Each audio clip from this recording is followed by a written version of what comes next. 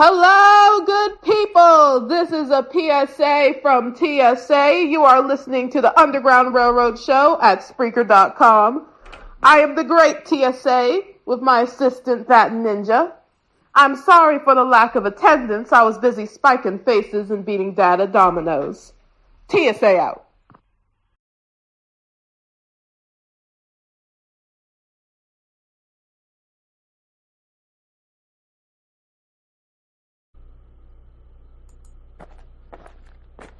Oh, man, I love the game of golf. It was a beautiful day out here today, wasn't it, baby girl?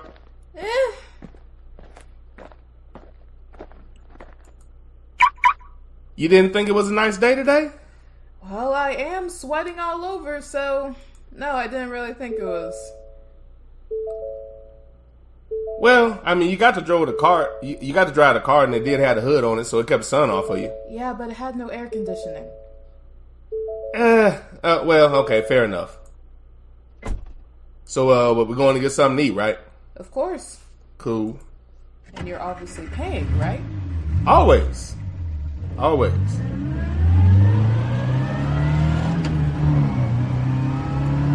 Man, golf is a fun sport.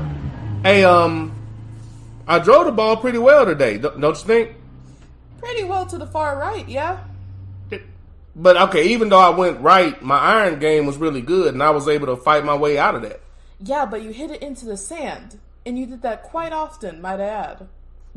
Even when I went in the sand, my chip was really tight, so I was able to get out of there and get close to the flag. After 3 times. You have to admit, though, my putting game was really good, and it saved me a lot of the times from all of the bad hits I had out in the fairway. And it only took you 11 holes. Listen, until you get a good golfing game, I'm going to keep giving you shit. I'm improving. I mean, since I've gotten started, haven't I got a lot better? Yes, you've gotten better since your injury. We don't have to talk about my shoulder, but I mean, that's another reason why it's coming along slowly, but, you know, I'm going to get it. I'm going to get it. Sure.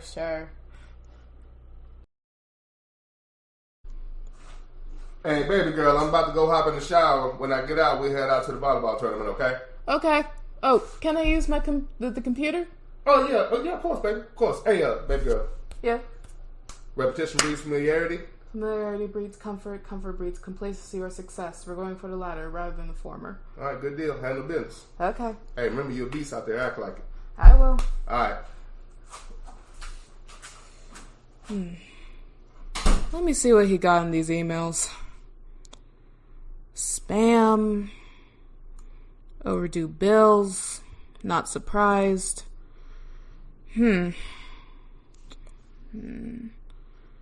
Fuck the police coming straight from the underground.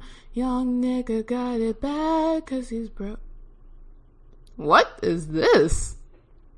Sarah? Linda? Becky? Amber? Amy? Molly? Ginger? Heather? Karen? Oh, hell no. We are not having this. No, I don't want no Pancake Tuesdays. Oh God, delete. No, I do not want your lemon bars, Karen. Ooh, my dad's gonna get... Do you have strong opinions and you're looking for a way to express them? Are you tired of carbon copy sports radio that infests the airwaves? Do you have creative concepts and ideas that you want to share with the world? Then this is not the commercial for you. This commercial is all about Kinko's University. That's right. Kinko's University gets you prepared for the podcasting world when you don't have the chops for it. If you're one of the many people looking to get into podcasting, but you just don't have the skill, Kinko's University is the university for you. I want to do a podcast, but where do I start? And what do I talk about? Kinko's University. Don't worry, here at Kinko's University, the first thing we teach you about is OPP. That's right, other people's perspective. So you can always have something to talk about getting it from another source. Podcasting looks fun, but do I really have to do all that research and show prep? Kinko's University. Absolutely not. Here at Kinko's, we have classes like No Preparation 101, where we teach you to get around all of that pesky show prep because we know you don't have the time. I wonder what the best time slot is to get the most listeners. Kinko's University. Don't worry, here at Kinko's, we have a class called Recycling Ideas 101, where you can find a time slot that works and just jump in that slot to try to make it happen for yourself. Kinko's University. I want to come up with new content and subject matter, but I'm not that creative. Kinko's University. You'll also take Regurgitation 101, which will help you come up with other people's subject matter that you can recycle and make your own. That's right, here at Kinko's, we teach you how to get around hard work, getting new wrinkles in your brain, and having to work hard at your craft. Come to Kinko's, where you can take these top courses with top teachers. Most people that go to Kinko's graduate with Kinko's degrees, that's right, as master copiers. Kinko's University, for the skilled impaired. Kinko's University is not a real university and is not accredited. You don't actually learn any skills. You just learn how to mimic people who have actual skill. Underground Railroad Show with that ninja. All aboard, have your tickets ready because the train has arrived. Delayed or on time, it's time to get on board.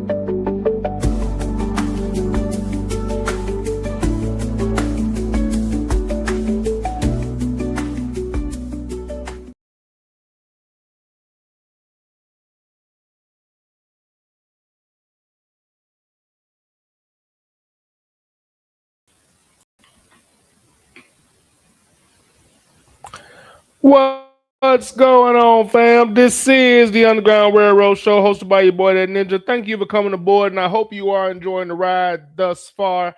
I apologize for the late start. Let me start off by apologizing for not pulling the train out of the station on Monday and Lunes because the day just didn't go right. It just, I'm not going to give all the excuses. I just didn't have the energy for the show, so I did not do it. Got in too late. Didn't start the show, and I wanted to start it, but that's fine. We're going to jump right into it. The Black Panther series part 2. The Black Panther series part 2. Part 1, we covered the Black Panthers, the initial start of it, the grassroots, the founders, Huey P. Newton and Bobby Seale. I didn't dig into Huey P. Newton. Let me rephrase that. I didn't go into detail with Huey P. Newton because I focused on Bobby Seale on part 1. Part 2 will focus on Huey P. Newton. Part 3 will focus on Fred Hampton. And part 4 will focus on Stokely Carmichael. If I change that, I'll let you know. That will not be consecutively because we have the annual show on religion. I think it's the first week in April. And I haven't done a good job of setting that up. Phone calls need to be made. So I got a phone call to make, and I have something to lay out. So in preparation for that,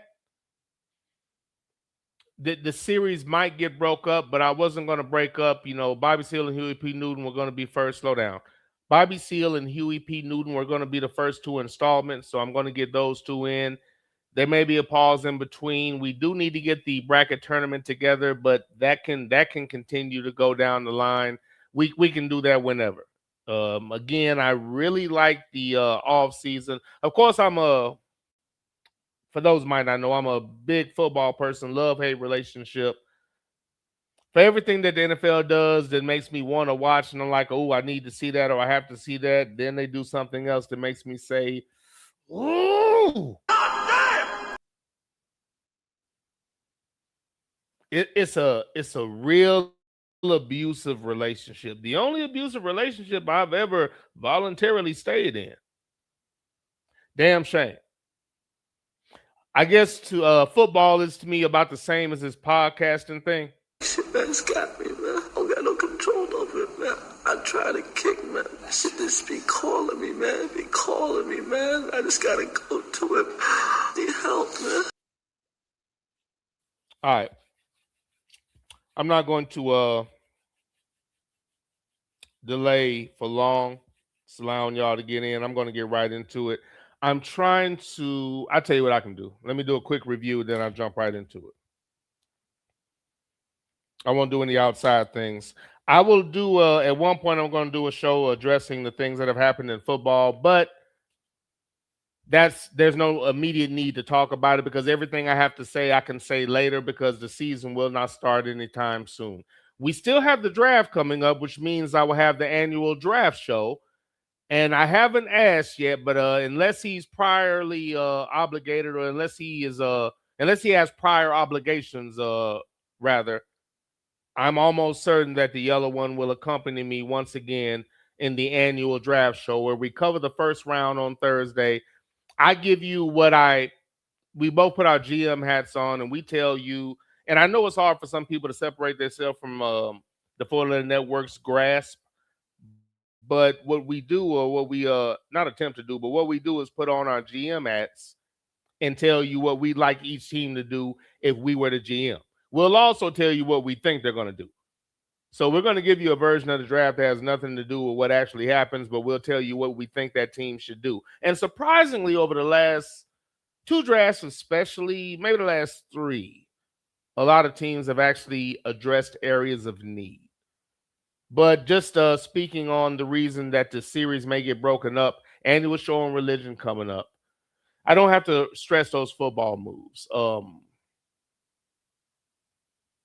But looking at the date, you know what? If I don't miss a day, I think I actually can get all of these in, and the very next show should be the annual show on religion, if I'm looking at it right. If not, I'm going to have to break up at least one of them. But part 4 should be on Stokely Carmichael unless I change my mind.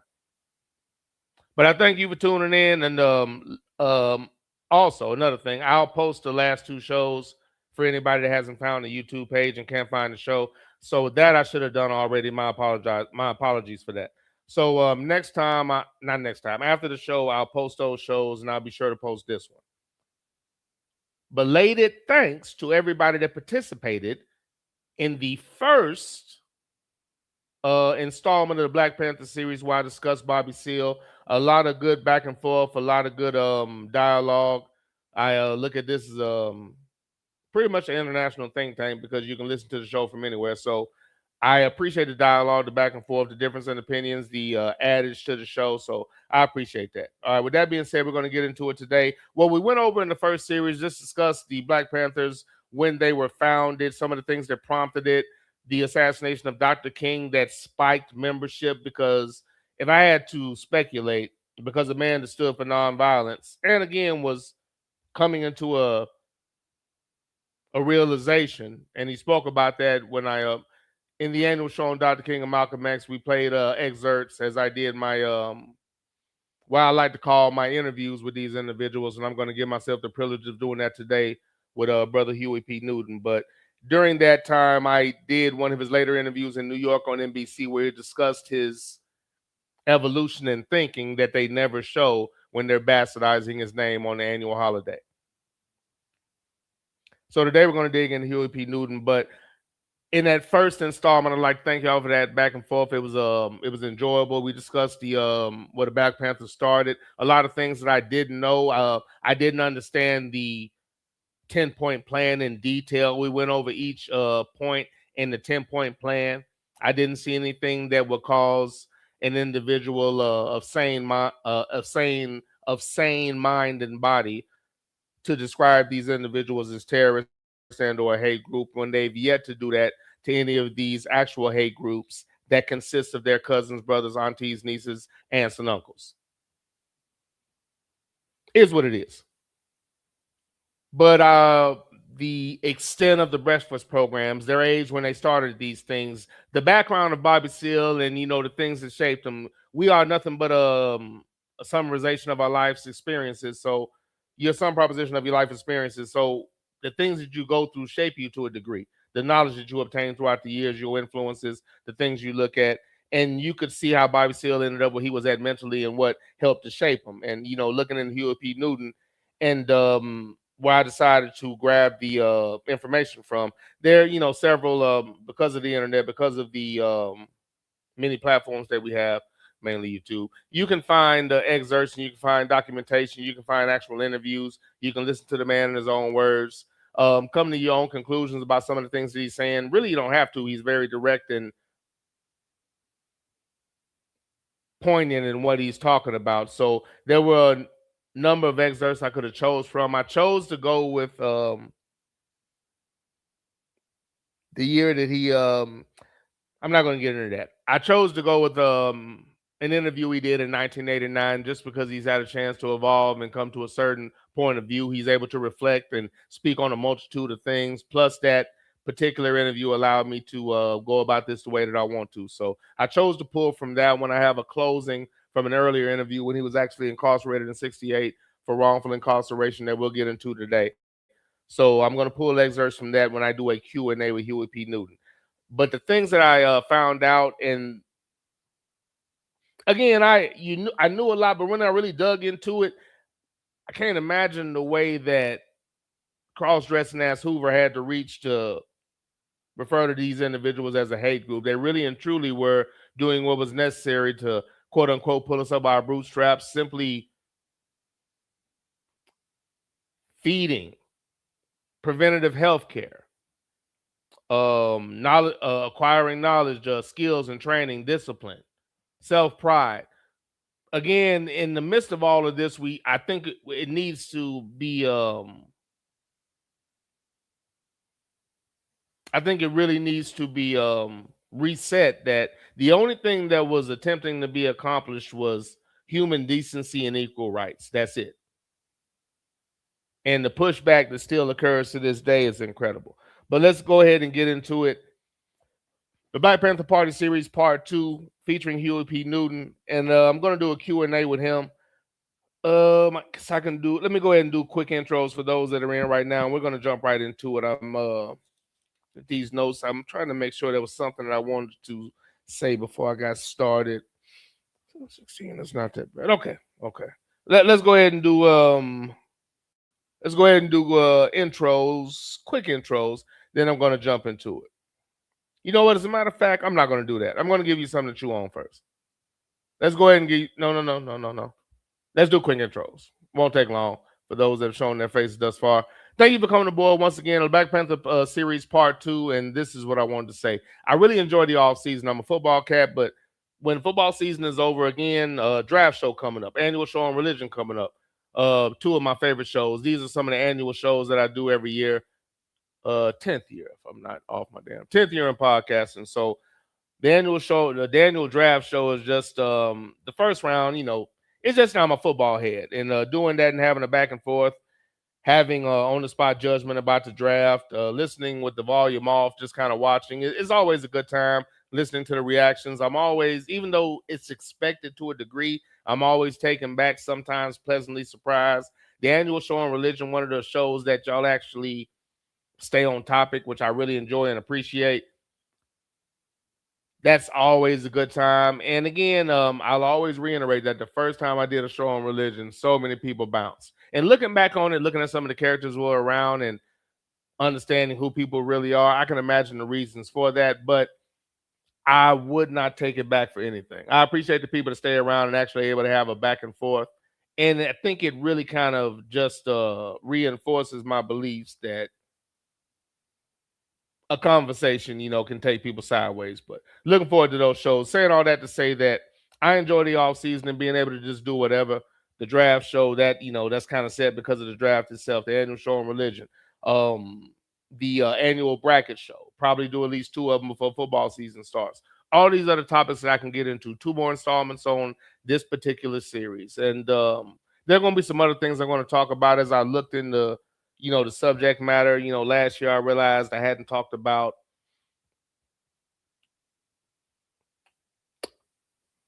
I hadn't done anything on the Moors, so we did a show on the Moors. I realized I hadn't done it. There were two in particular. It was the Moors, and what was the other one? And I couldn't believe I had Marcus Garvey. So the two last year that I just stopped and thought about. I was like, I haven't done anything on Marcus Garvey. So we did a show on Marcus Garvey. Did a show on the Moors. So these are the things I like to do during the so-called dog days of summer, or really because I don't discuss a lot of round ball. Not until we really get into March Madness and the bracket. That's what it was. One quick thought: the yellow one. If you're not a part of the posting in the paint bracket, become a part of the posting in the paint bracket. The yellow one has a annual bracket. This will be my third time filling out a bracket, unless it's my fourth and I've lost count, but I've got to get that turned in within the next couple of days. Obviously, it being Tuesday. So looking forward to that, just enjoying it, giving you my annual donation. My annual donation of, man, wait, let me get rid of that. Didn't know that was up there. But giving you my annual donation, which is going to be a normal thing. But I'm going to enjoy doing that. I'm going to enjoy the broadcast, not the broadcast, but the tournament and the tournament and watching the teams, getting into it. And at that point, I'll have something to say because I'll actually be watching the games. Up to this point, I haven't done that. So I have no opinions on the games in themselves because I haven't watched. That's what it was. Posting in the paint bracket this Thursday, March Madness kicking off. Now, that won't prevent me from continuing with the series. It may. I may do a separate show. The first time I really get in the round ball, I plan on having the yellow one on the show with me as a referral because it just makes sense. I know he's been passionately watching and he's very opinionated, being a former college great. So he's going to have things to say and opinions on basketball, and I can play off of that. Basically, what everybody else does, make the show real easy, but I'm doing it to have a reference point with somebody who has an opinion on round ball that I actually respect because they're coming from a place of actual skill and expertise and passion for the game. Same passion I have for pigskin. And again, I do love round ball. I want to make sure that I point out that my issues are with everything around the game, not in the game itself. Let's go ahead and do some quick intros. Then we're going to jump directly into this. Again, I've chosen to go with a Q&A. I'm going to give myself the privilege of giving a Q&A to the great Huey P. Newton and the entire coverage of him in this particular episode of the series is going to be my back and forth with that and my comments afterwards. That's going to be the way I'm going to go about it. I'll stop after so many questions and read some of the chat, and that's how we're going to run with it, especially considering the start time on the show. So let's go ahead and get into it. First man aboard the train, coming aboard with his traditional, wait a minute. Okay, I'm good. With his traditional and his usual. Good evening. Motherfucker.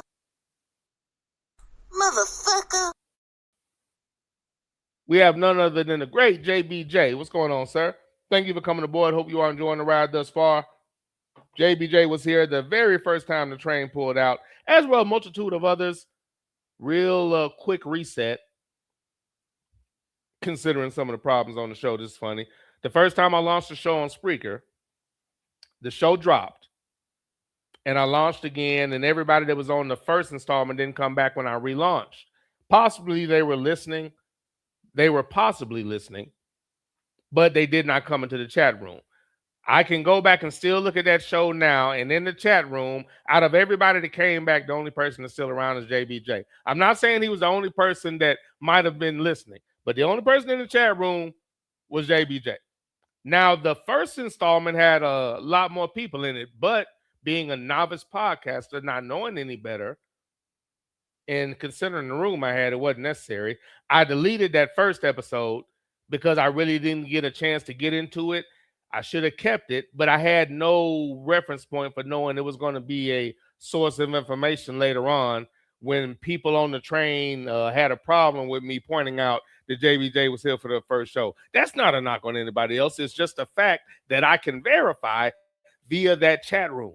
It is what it is. But again, thank you for coming aboard, JBJ. JBJ said repetition breeds familiarity. Familiarity breeds comfort. Comfort breeds success. It got amended by a third party, and that's when we changed it to repetition breeds familiarity. Familiarity breeds complacency or comfort.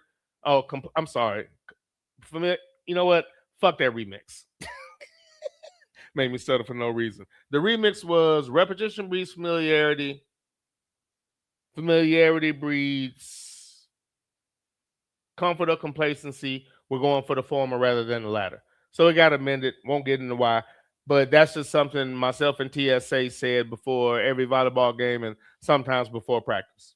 That's just something that we did before every game. That's what he's referring to. And that was in one of those skits.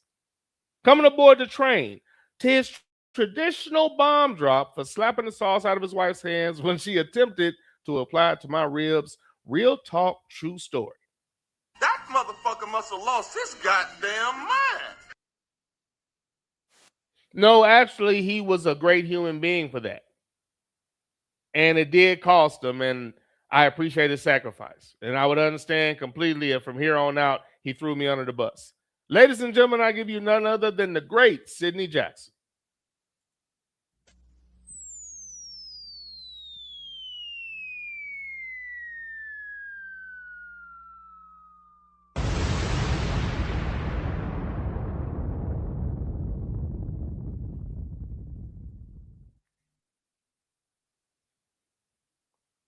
Sidney Jackson is hysterical. He comes in saying, "What up with it?" And then he says, "The 12th annual parade of heathens," with an exclamation mark. It is not a parade of heathens, sir.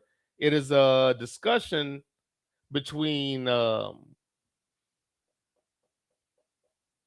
the last 4 or 5 installments, what you would call a believer, or 2 or 3 out of those installments, a ordained minister, ordained pastor, against myself, who I guess you would deem as someone who's still studying. If you want to give me a label, I guess agnostic, but someone who's still studying. But actually, it would be the 10th, and this my math is off. No, wait a minute, is that right?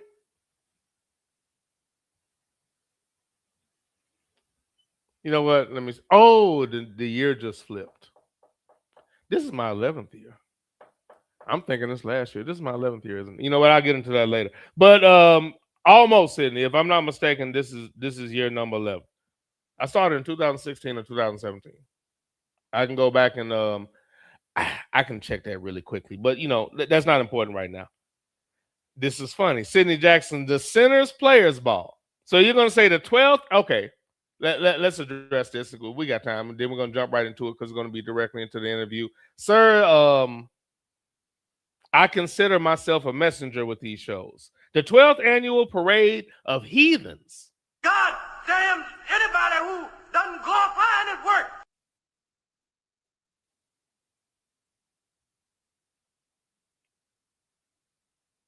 The Centers Players Ball.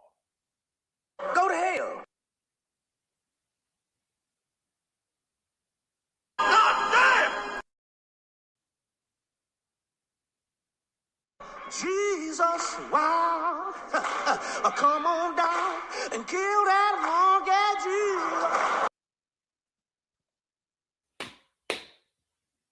Jesus. Sidney Jackson said, "The Backsliders Banquet." The Backsliders Banquet. Now that's funny. Now that's Go to funny. hell. The Backsliders Banquet. Won't he do it? Won't he do it? Won't he fight your battles? Won't he make your enemies your footstool? Won't he give you joy in sorrow? Won't he give you hope for tomorrow? Won't he dry your tears? Won't he, won't he, won't he, won't he, won't he? Won't he, won't he, won't he, won't he, won't he? That man said the 12th annual parade of heathens, the Centers Players Ball, the Backsliders Banquet.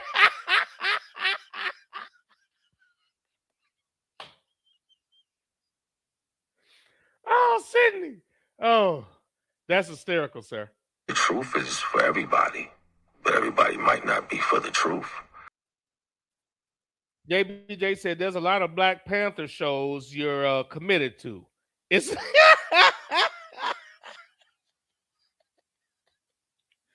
Sir, they're pretty much in the books. But am I committed to a lot of Black Panther shows, sir? You're right. It's fact. I am. And I know what you're thinking. You're robbing us, you son of a bitch. But it's not the case, sir. It's not the case. I got you. I got you, sir. I got you.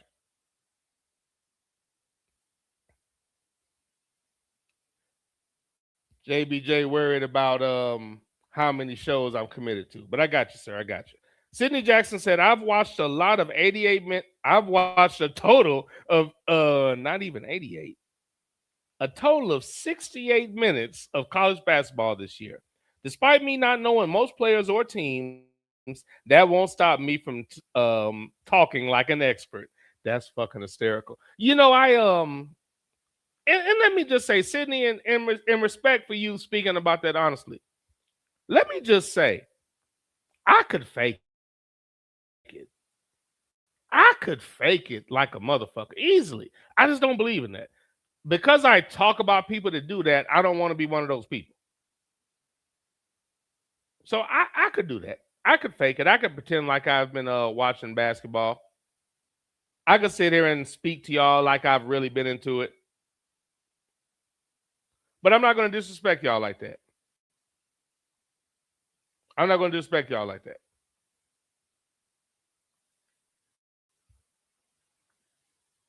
I will sit here and run off some bullshit, but it's easily done. I could look at some articles. I could call ABM. I could just call ABM and have ABM just run off, I could just ask him general questions and just have him run off information. And I'd be prepared for all situations.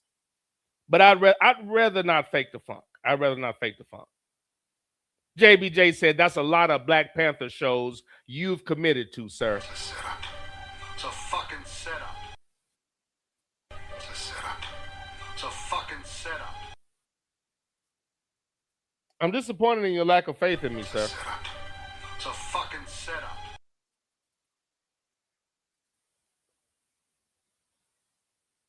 We got my man Sluggo the motherfucking Hammer on the train. What's going on, sir?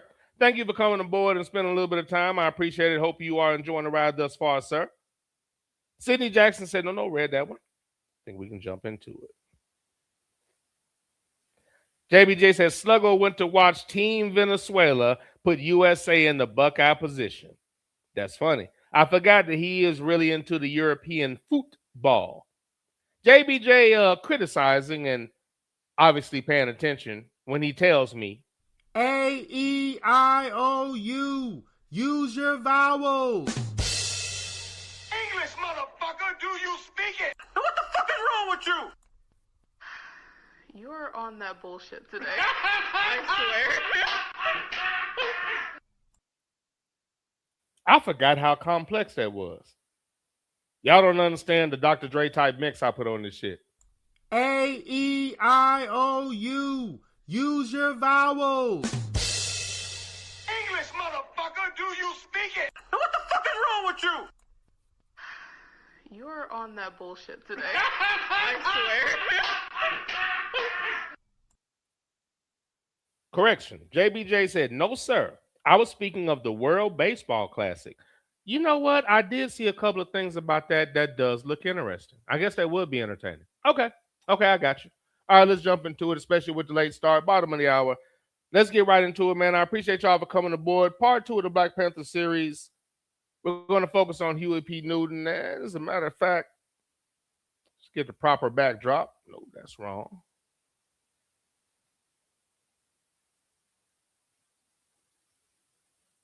Once again, this is the Underground Railroad Show hosted by your boy, That Ninja. Black Panther series part 2. On the first installment, we focused on the foundation itself, the Black Panther Party, the Black Panther Party for Self-Defense. They later amended the name because, as always, America pretended to be offended by verbiage. Again, they want us to forget and or downplay, ignore or acquiesce to violent actions, but they get to be offended and sensitive and fragile over verbiage. True or not? True or not? So for this reason, the name of the party was amended because they pretended to be offended or attempt to label them as some type of hate group. When at the end of the day, they actually hate black people, which is why when we assemble, they look for a reason to criticize it. Your fear and your lack of testicular fortitude, poor upbringing, and cowardice is really not our fault. But I digress. The Black Panther Party series part 2 focused on Huey P. Newton. And we're just going to start here. Now, these are excerpts from an interview, and I'm going to do a Q&A and have comments throughout. So let's just get into it. And again, I'll say what I said before. I feel robbed and cheated. And let me say this on the point of like technology. And this is something that my best friend always told me to do, was to read comments. And I know that most people already do that. But, you know, when you get into, even if it's something funny just to look at, you might want to read the comments. I can give an example. Listening to music, listening to I don't know what Tupac cut I was listening to, but there was some young cats in there speaking about, you know, how much they like the music. And one of them asked, "What's your favorite Tupac song?" And I'm not big on commenting, but when something interests me, I may jump into it. So I said, you know, that question, I said that answer could change every day, but for today, I'm trying to remember what song I went with. Actually, I know it was something off of his first 2 albums. The latest I would have went is Strictly for My Niggas.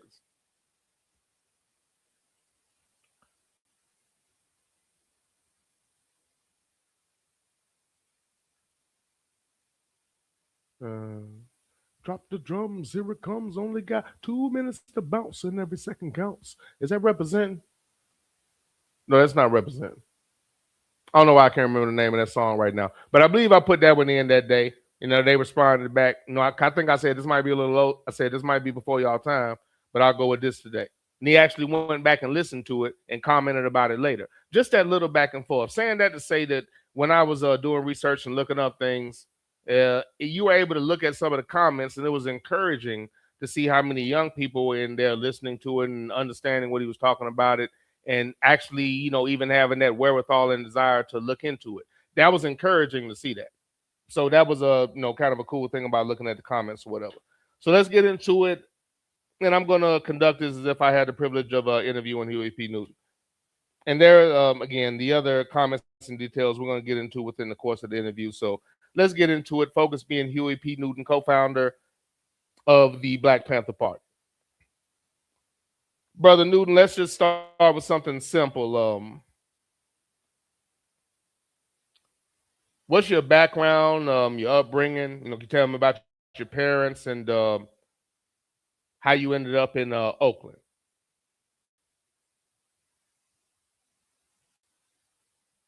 And before I do that, I should adjust the volume. All right, adjustment made. So once again, brother Huey, could you tell me a little bit about your background and where you grew up?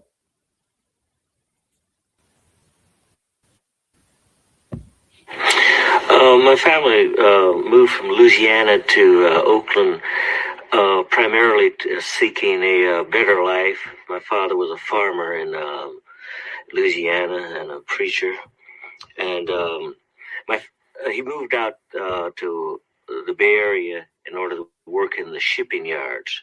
It was a naval supply, it was called at the time, and that was the reason most blacks moved out for work, better pay, and a better life. Yes, my father was in.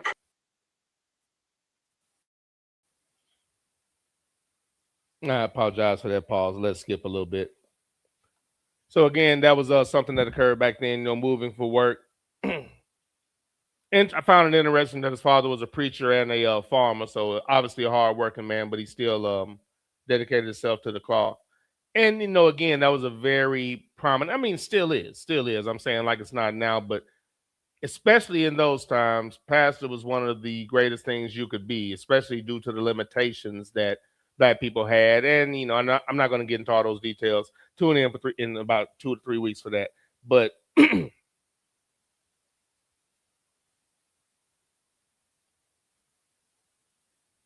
interesting that his father was a pastor and a farmer. I found that interesting just because, he did preach, but back then, you did what you did. You still did your job, your work, whatever you did to try to support yourself and your family. And then you took on the responsibility of being the pastor of whatever church that you were over and or that you ran. So I found that to be interesting. And, as he said, a lot of black people moved to California, to Oakland for a better life.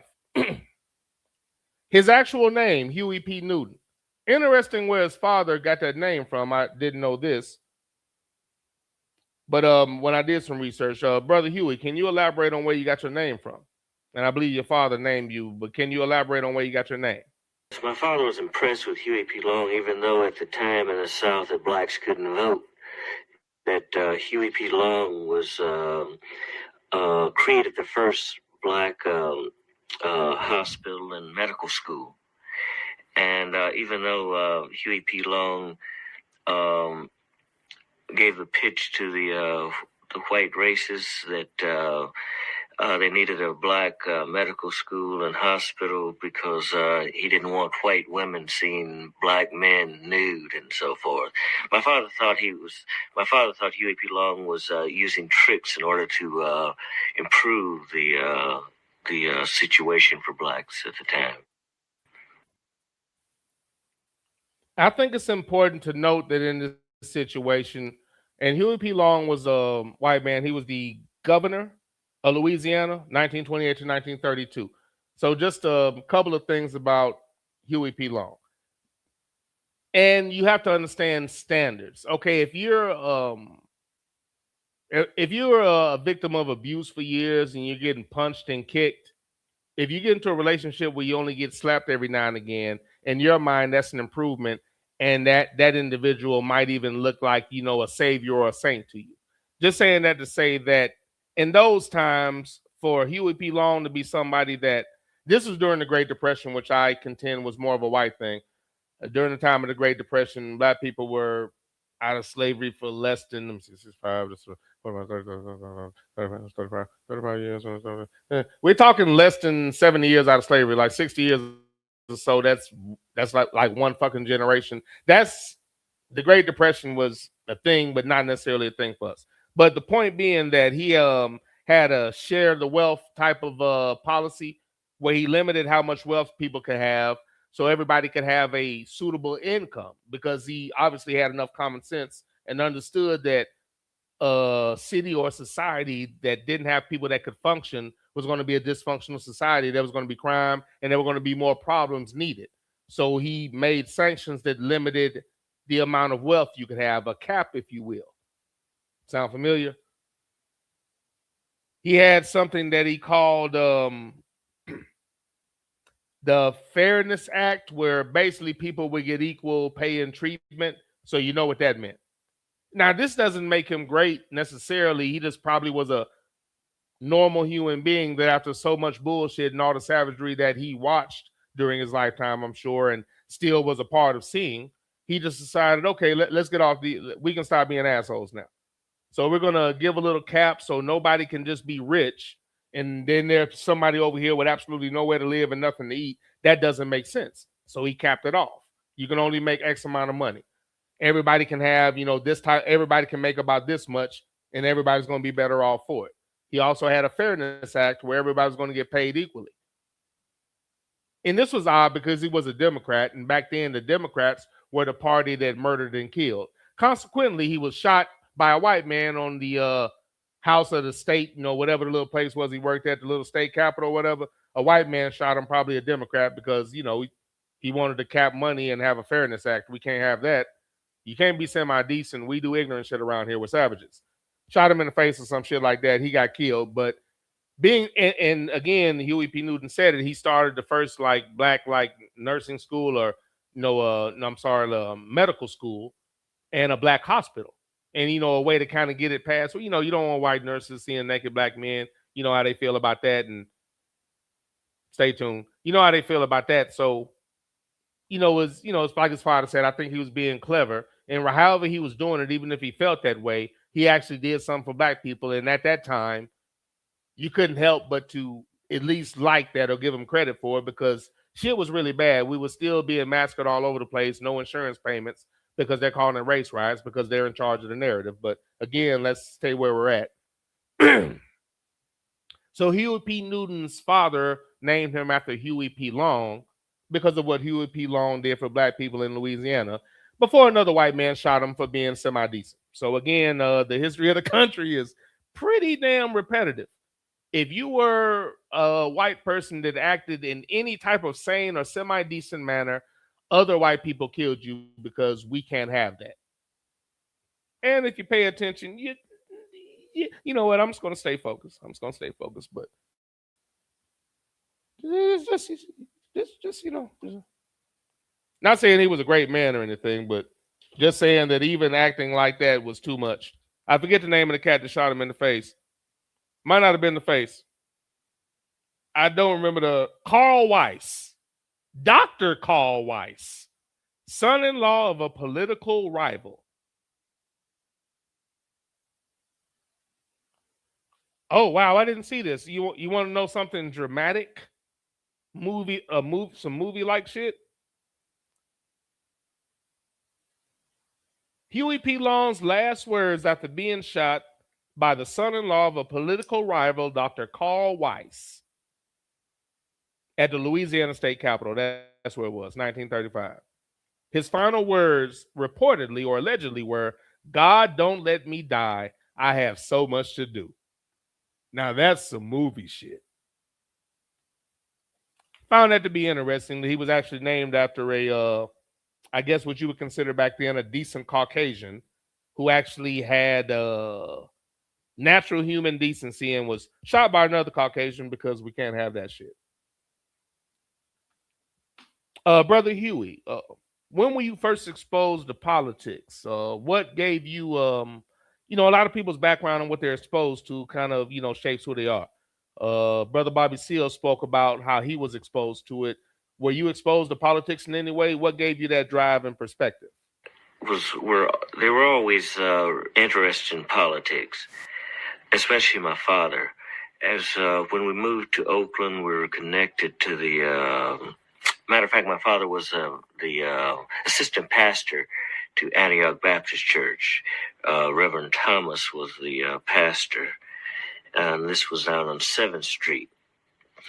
The church became a member of the NAACP, and matter of fact, in the early 50s, that King was invited out by a collection of churches. And that was my first time hearing King at the Oakland Auditorium, I believe. But my family was interested in improving the political and economic situation of blacks. So much like Brother Bobby Seale and really Malcolm X to a degree, with his family being Garveyites, his mother and dad being Garveyites, he was exposed to politics and improving the situation for black people by his parents, which is the case. And sometimes it's something outside of your upbringing, but not surprising that he was exposed to that early.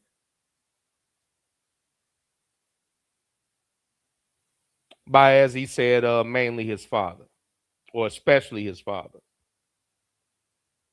And I'm going to get one more question in, and then I'll catch up on chat and continue the interview.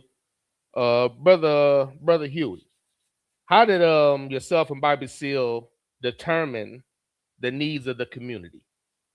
Because the Black Panther Party stood for the needs of the community. The 10-point plan was based on that. So what did you and Brother Bobby Seale do to determine what the needs of the community were? At the time, the poverty program, the North Oakland Service Center was a part of the poverty program. And the service centers collected names of people on welfare, elderly people who needed aid. We used those lists to go around and canvass the community in order to find out the desires of the community. So we would go from house to house and explain to people our program. We printed up the first program at the North Oakland Service Center.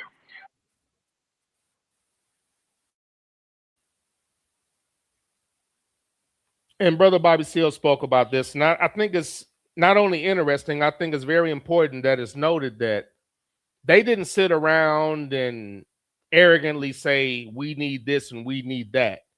They went around to the community via a list of people provided to them by the center and asked people, what are the needs of the community? What do you need? What are your requirements? What are your desires? What are your wants from your government and your politicians? And that's how they developed the 10-point plan. They went around and showed people said 10-point plan and asked them how they felt about it. And out of all of those people, only one person disagreed with 1 point. So they weren't just making things up for their own self-gratification and or monetary needs or some type of glory seeking. They really were for the people, a grassroots organization that was for the people. That's really the way that progress is manifested. And it's always torpedoed by infiltration, by this crooked ass government, somebody with selfish ass needs. They always infiltrate said situation and throw a monkey wrench in it. Sometimes literally when it comes to Marcus Garvey, because they destroyed those ships that he bought, and they always try to put it on him being a bad businessman. But how can I believe that report when the first 2 black people you ever hired in the FBI were to sabotage his movement? They threw things in the engine, just fucking up ships and shit, because they didn't want that type of commerce and ability for black people to go back and forth to Africa and have trade. So every time we were trying to pull ourselves up by our bootstraps, there was government interference. So that statement in itself is bullshit.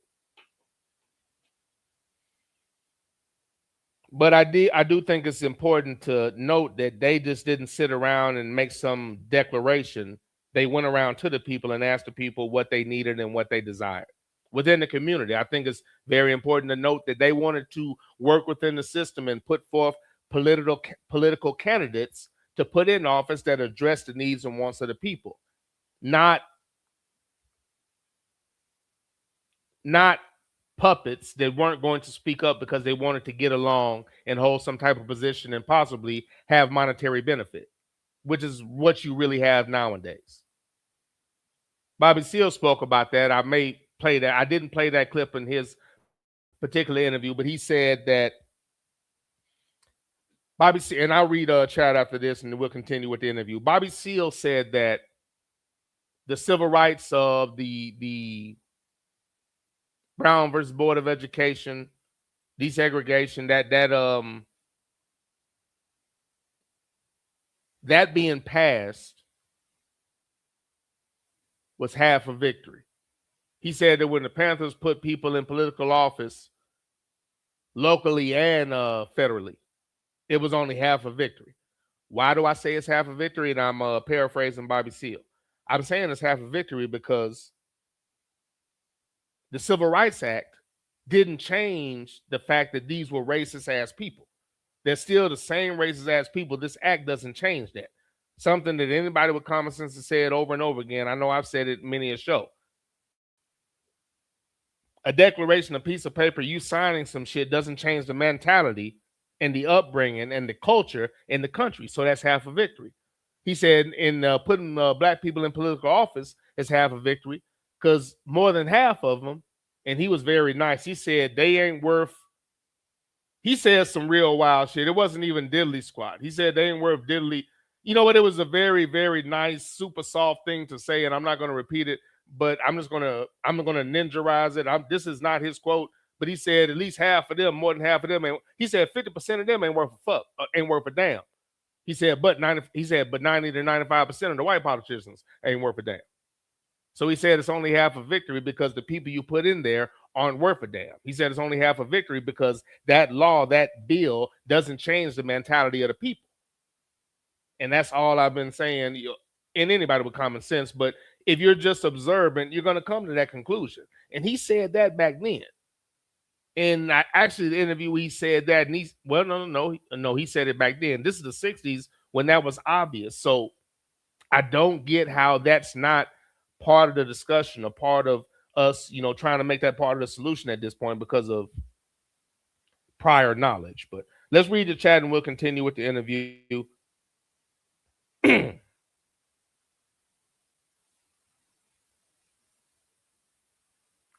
JBJ said, I believe there is only one ninja on the USA team. Can't play that soundbite during the interview, so sir. White man, just a joy to be around. Matter of fact, where's they have some libations. I can do a little bit better than that.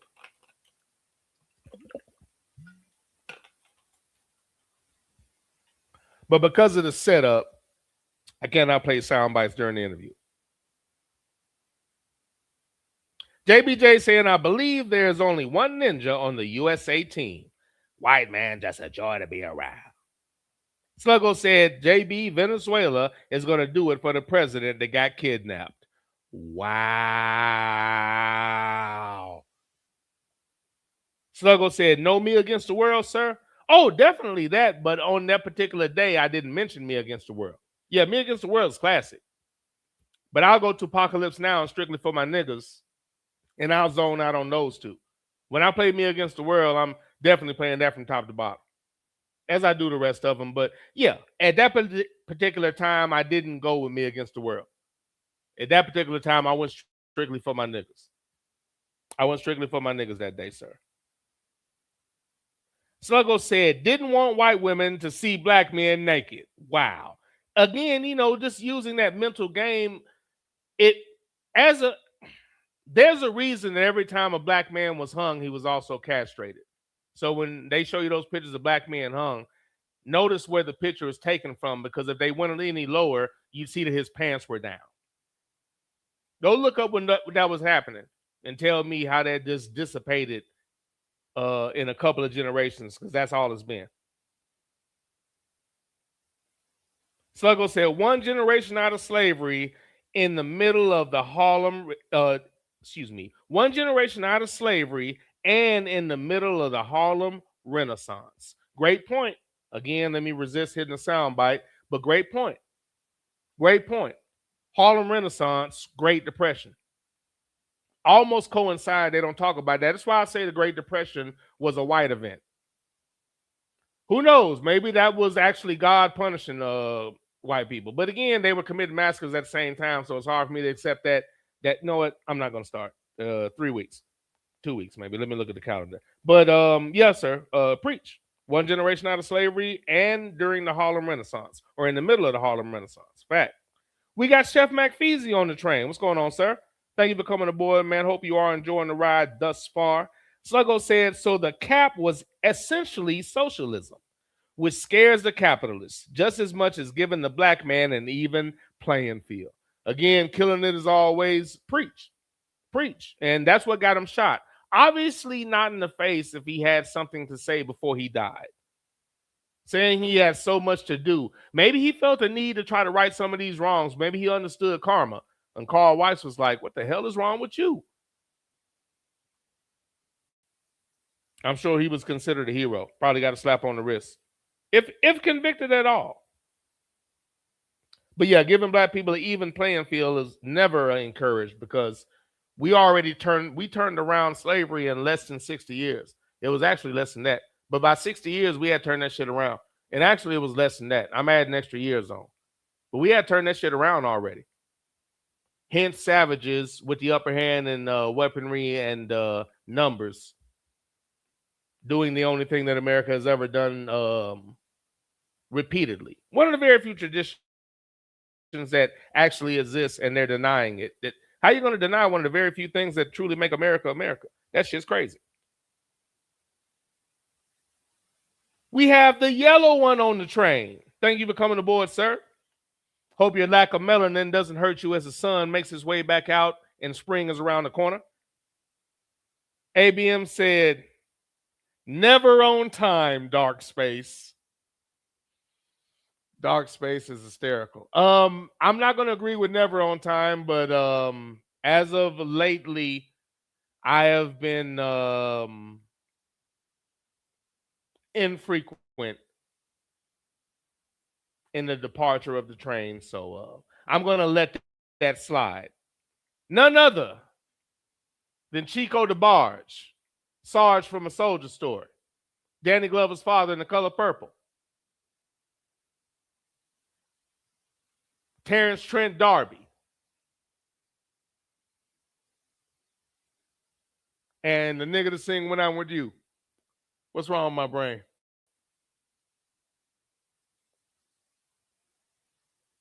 Also, Carrie Lewis, Tony Braxton's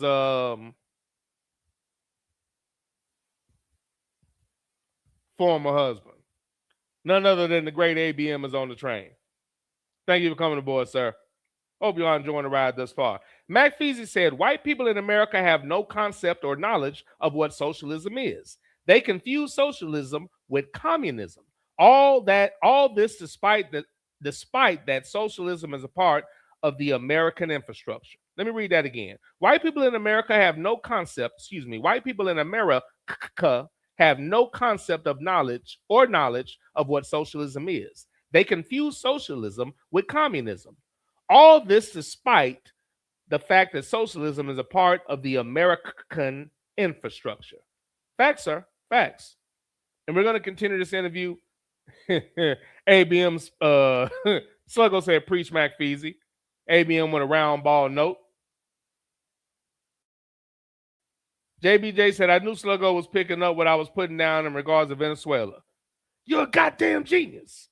ABM said, Howard here trying to choke away an 11-point lead. That's not good. And I'm sure he's referring to college ball, so that is valid and it will be read. My apologies, sir. JBJ, the Howard Bison are moving on. That means they won. Okay, good deal. JBJ said, Danny Glover's father in The Color Purple. You hear you? Because I hear you. Yeah, he's had a lot of prominent roles, man. I'm privileged to know an individual that's done so much in this world and accomplished so much, seeing the things that he's seen, which gives him an interesting perspective on life. And I'm privileged to hear that perspective on a semi-regular basis. And I do not take that for granted. Can you imagine the skill to make yourself look older and shrink several inches to play the part of Danny Glover's father in The Color Purple? I hear you got that woman living in your house. She got 2 or 3 kids, and ain't none of them got the same daddy. All Sugar Avery kids got the same daddy. I can vouch for that. You can vouch for nothing. That's range. That is true range. This is the Underground Railroad Show, hosted by your boy that Ninja, the Black Panther series, part 2, featuring Huey P. Newton. Let's continue.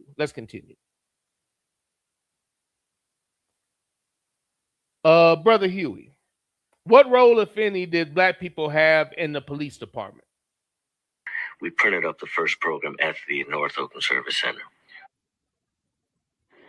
In 66, there was about October 66 when the party was founded. There was about 1% black on the police department. Shortly before that, I think in 53, Oakland had his first black policeman who was a friend of my father's. His name was Kenner. My father broke friendship with Kenner because of his membership in the Oakland Police. Not because he was a policeman, but because at the time that the policy was that Kenner could only arrest black people, and if he could detain a white, but he would have to call a white officer.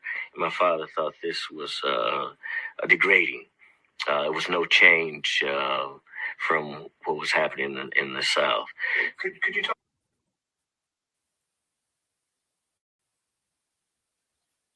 So I found that interesting. Again, not surprised that the police department, when the Panthers were founded, was 1% black, which is one of the reasons why they were allowed to run amok. Again, all of this, let's please keep in mind that all the Black Panthers did was protect black people from being brutalized by an ignorant-ass police system made up of worthless, low-life, ignorant, should-have-died pieces of shit.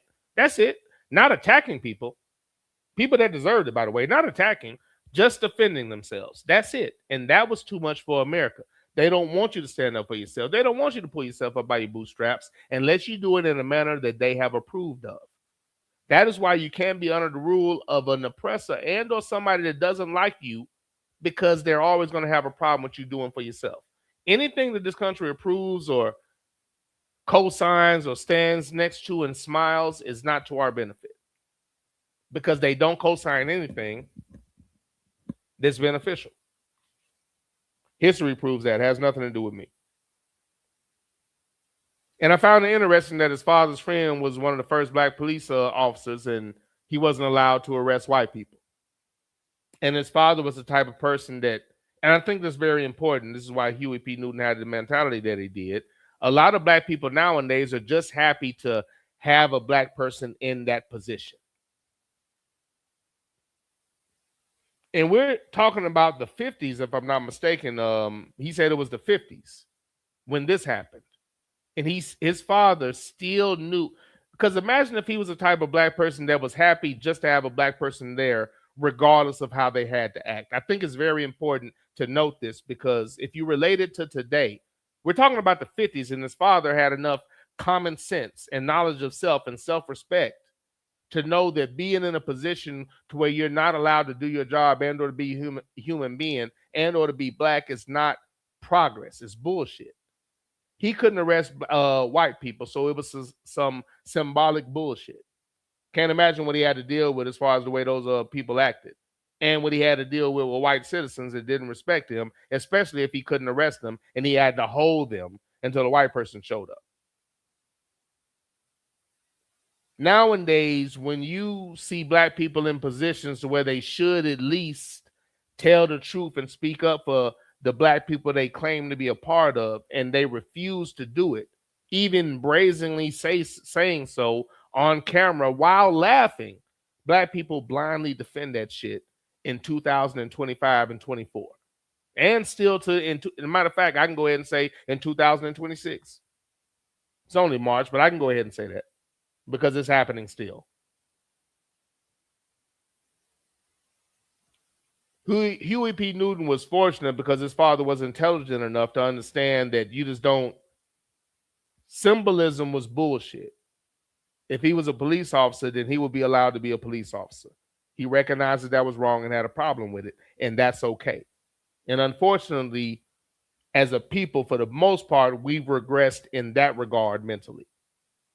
So many of us are happy just to have somebody in that position, even if they literally say and do nothing for us. Might even speak against us, but it's okay, because you know what? Another show for another day. But I thought that was a great thing that his father recognized that, and that he saw that and understood that that's not something to be praised or to thank somebody for being treated like half a person, especially when you're claiming that I'm a citizen of this country at this point, even though we're still segregated. And you know what? At any point, anyway, it was so much easier to visualize and see a common enemy then. I think that was another thing about it. Brother Huey, what would you how would you describe the makeup of the police department? Could you talk? Well, the police were Southerners. Matter of fact, in the 60s, they were still recruiting from Georgia because we captured some flyers. And they said that the white Southerners knew how to handle these Negroes. So the police were impolite, and they were very fast to kill a black for minor offenses such as black youth stealing automobiles. They would shoot them in the back and so forth.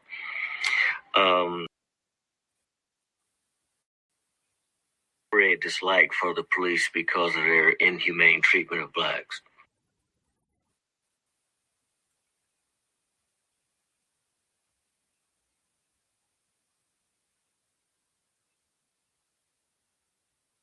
Again, familiar rhetoric, black people being shot in the back, but how about that? They recruited inbreds from the South because, quote unquote, we know how to handle those Negroes. I'll tell you what, we know how to get them boys in line. Y'all way too soft out there. That's a goddamn problem. Y'all allow them to integrate too goddamn much. Let me come out there. I'll show you how to do that shit, goddamn it. They literally recruited motherfuckers from Georgia to implement something that they felt was necessary. The Panthers and black people themselves were constantly harassed. And once again, not attacking, warranted, 100% warranted by any measure of human decency, but still not attacking people. Just defending themselves, and that's unacceptable to the descendants of the people that say they have nothing to do with their ancestors. Interesting. Interesting. Recruited police from Georgia.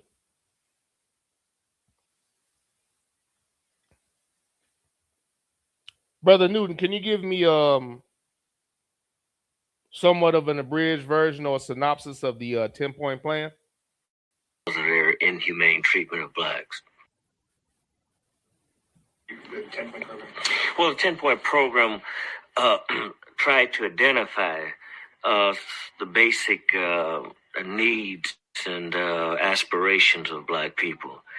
We within the 10-point program, we came up with basically we needed education. We needed decent housing. We wanted fair treatments in the court.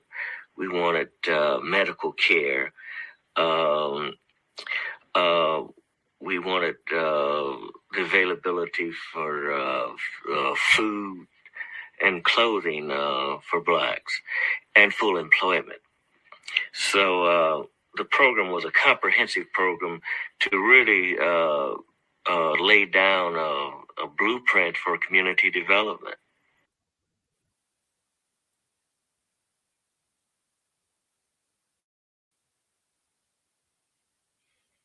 Again, if you hear everything about, I just really feel the need to just reiterate that the government hated this because it was black people doing for themselves and refusing to be subjugated to abuse. The Black Panther Party never attacked anybody that didn't attack them. They only defended themselves, yet they were labeled a hate group and infiltrated and broken down by COINTELPRO and attacked by the U.S. government when they were doing what they claim you're supposed to do in this country. And the only reason I want to point that out is because I'm very aggravated by the uneducated and short-sighted people that push narratives that are not their own when speaking as if black people have never done the things that they claim we have to do to improve our situation in this country. But every time it's happened, there's always interference if it doesn't have a white stamp of approval. And if you don't address this aspect of it, what is going to stop the same damn thing from happening again? That's why I don't like the lack of information and or conversation and the diluting and remixing of words at the behest of the ancestors of the people that are the issue. That is fucking crazy. Again, we're talking about conversation. Still having the same stupid ass conversation 60 years later, by the way. And it's been this problem a lot longer than that, but let's just stay there. The Panthers were founded in 66. It's 2026. 60 years later, same bullshit. I'd have met. What's the definition of insanity? Doing the same thing over and over and again and expecting a different result. But for some reason, you keep hearing the exact same bullshit and rhetoric that you can hear the opposer saying even in the 50s and 60s. When you have people like Brother Newton, Brother Seal, Dr. King, Malcolm X, Medgar Evers, James Baldwin. You have so many people with so many quotes that give you the lessons needed that squash and render irrelevant all of these cliches and things meant to keep us at arm's length. It's just disappointing that it still works.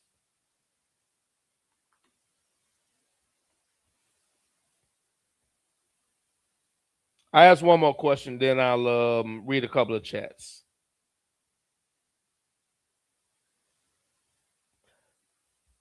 Considering the time frame that you grew up in, I'm interested. Did you ever consider joining the Nation of Islam?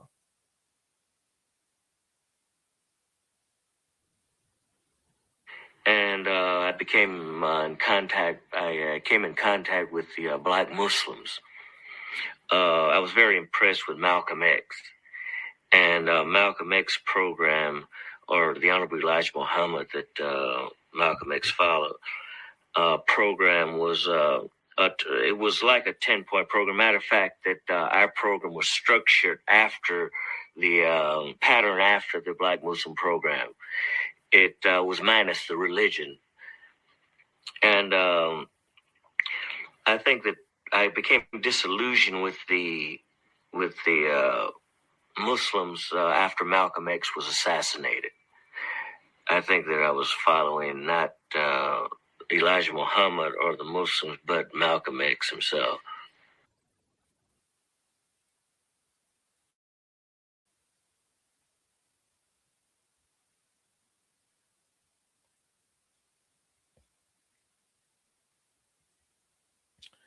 Let me make sure I didn't leave that one short. Malcolm X himself.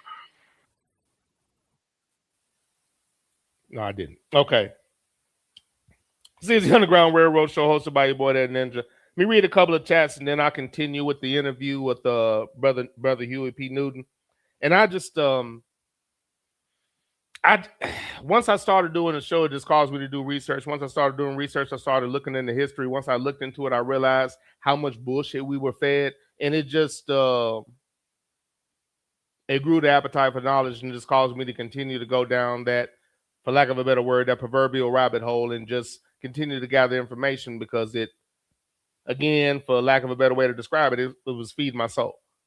Because, you know, when you've been fed so much bullshit, to actually get some nutrients and something that's actually pure and organic to a degree, it just feels good. So the more I looked into things, and I'm like, God, these lying motherfuckers at every turn, at every damn thing I ever looked at. And then I found things where I was saying, well, why didn't we learn about this? Why didn't we learn about that? And as I got older, I understand why. But these are the things, again, if the Panther Party was left alone and left to their own devices, I think that despite the normal disagreements that are going to come along, there would have been a form of it, and we would have been it would have been a benefit. Since the school system was never going to educate us properly, there would have been educational centers sponsored by the Panthers that would have actually taught us our real history, and then you could have a sense of self, and we would be so much better off as a people by now. But again, anytime we try to do that, they fight it with the full force of everything they have. They'd rather do that than just be semi-decent. They'd much rather do all of that than just be semi-decent. And they've proven that shit. And as the yellow one would say, as ABM would say, their resume is impeccable. Their resume is impeccable. I don't know why so many people want to deny them. Because the resume, once again, is impeccable. I mean, that it's a beautiful resume. Like, God damn, y'all don't fuck around. Look at this shit. Jesus, consistently too. Look. That resume is a motherfucker, boy, I'm telling you. JBJ said, that boy's got talent. Appreciate it, sir. JBJ said, quote, a lot of black people were just happy to have other blacks in prominent roles. End quote. He said, that's deep. That's what I feel, unfortunately. And I understand possibly at one point just to see that felt like so much progress. But again, in the 50s, that man understood that his friend becoming a police officer but not being allowed to arrest white people was a complete and total slap in the face. And I think that his ability to process that information probably was having a sense of self and still being so close, and as one generation, maybe a generation and a half away from slavery, he still has knowledge of himself and fully understands who he is around and who he's dealing with. So that was unacceptable. So that's why it's so important to have a sense of history, because the way it's going, if this phase, if it goes away, we're going to have a lot of people. That's why I was encouraged by some of the comments when I was looking at these things.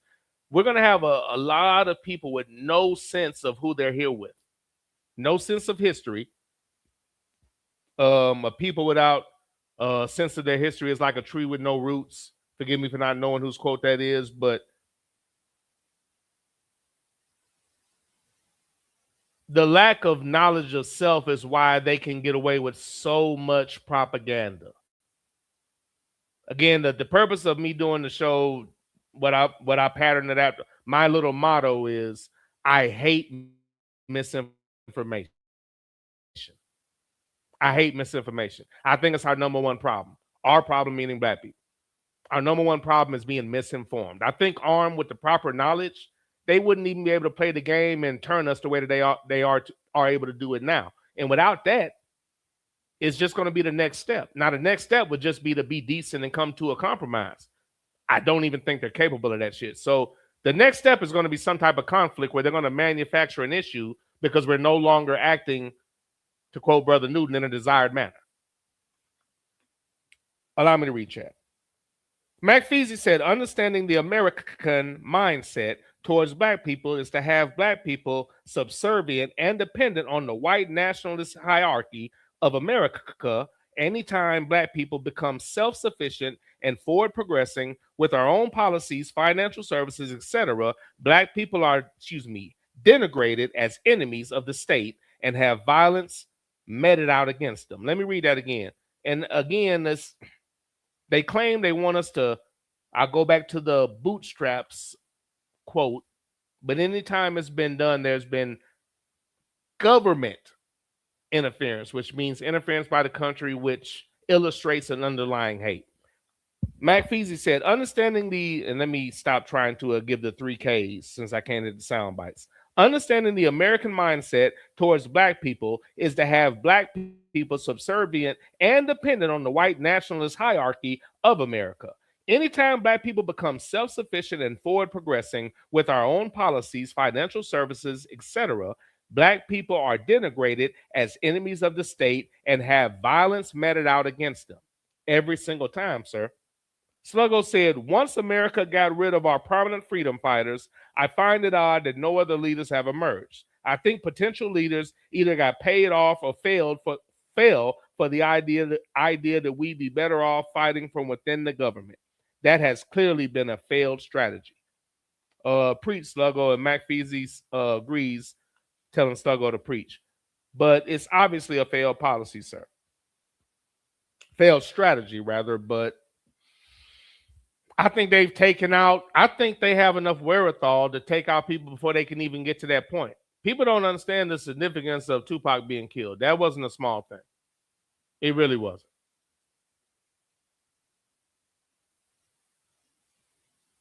Dr. King, Malcolm X, Medgar Evers. Untimely death of Khalid Abdul Muhammad. There have been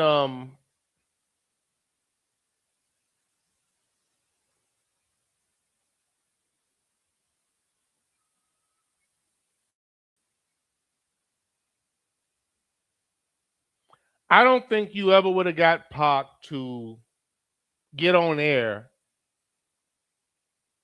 and say that police shooting black people is black people's fault because we don't got daddies. And there's a very prominent rapper that said that. I'm paraphrasing. I could give you the whole quote. But he's saying if you don't got a father at home, you're not going to listen to authority. So when the police stop you, you're not listening.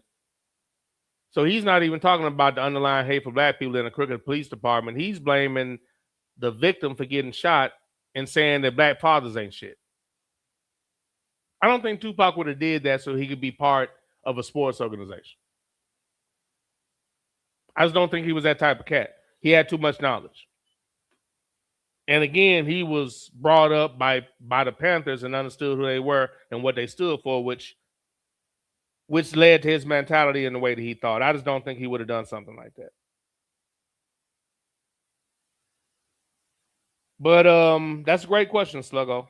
I think they take him out. I think they get rid of him or they pay him off or they run a smear campaign. And because so many of us still don't understand who we're dealing with, the same people we have a problem with can run article after article and make you hate people that are for your benefit.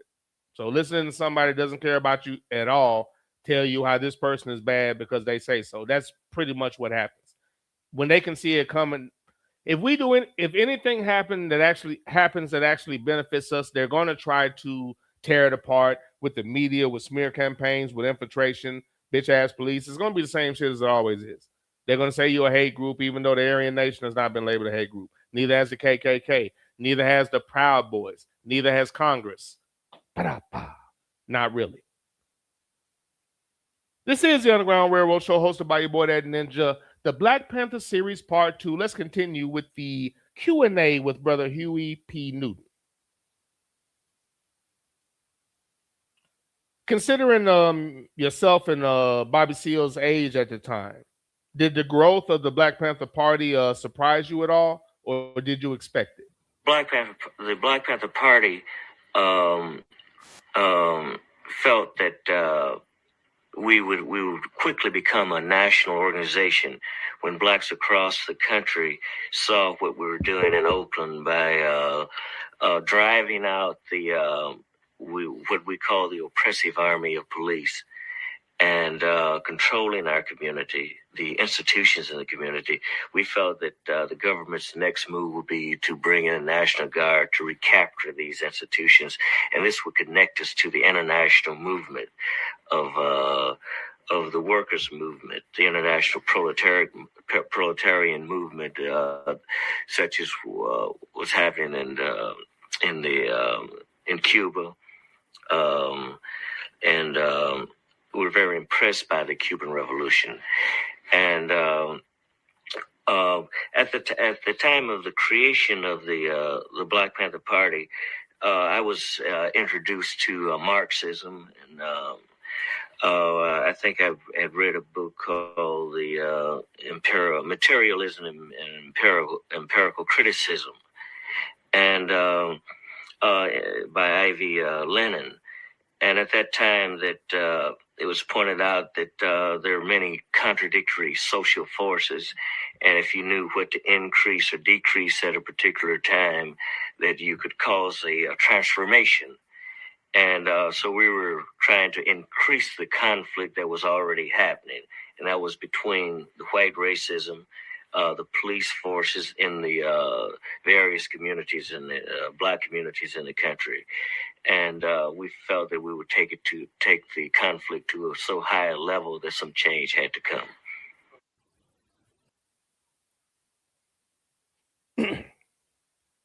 Okay, so obviously you had expectations because there was a need for the Black Panther Party and what you were doing at the time. You felt that the growth would be substantial. So that's very impressive, especially considering at the time you and Brother Bobby Seale were, I don't even think 25 years old yet. So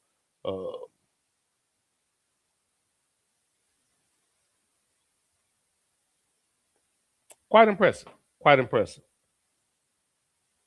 The mainstream media has often tried to paint the Panthers as a hate group, attacking police, the bullshit imagery that they give with their short-sighted view.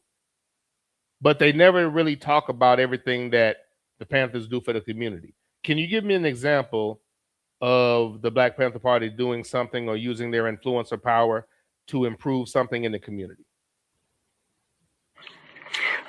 Yes, I went to Santa Fe Elementary School in North Oakland, and while I was there, that many children were hit by cars and so forth. There was no traffic light in front of the school.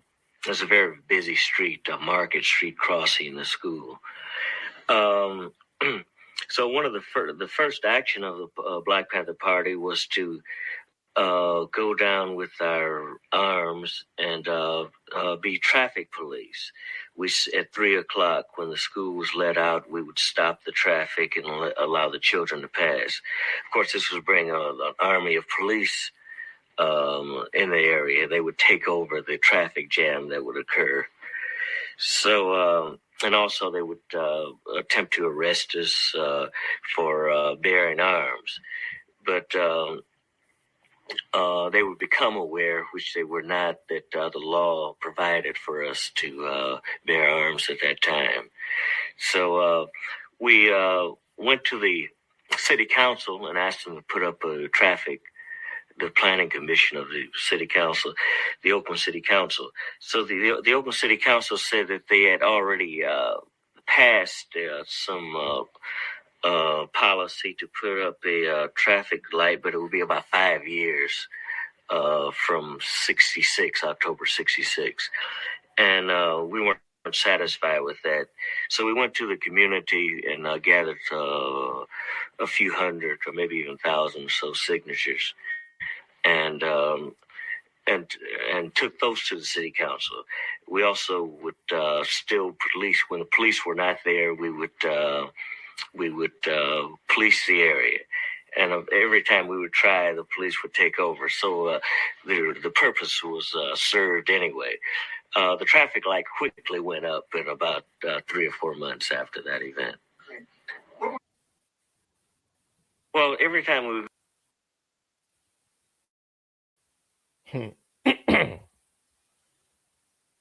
I found that interesting. Again, that's just an example of something that the Black Panther Party would do that wouldn't be talked about.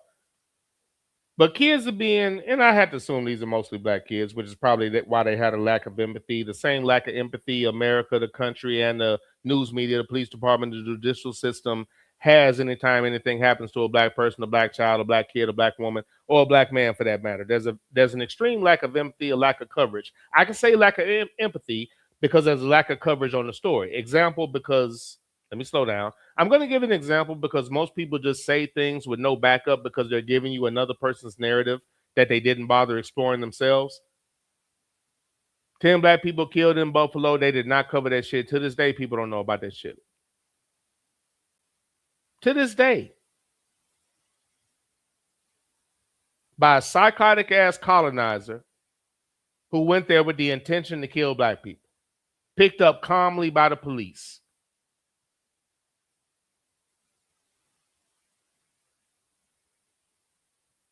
It wasn't Dylan Roof. That's somebody else, I think. That name's in my head, but I think he did something else. I can't remember which one that was. A lot of psychotic Caucasians that have done things in this country. It's hard to keep up.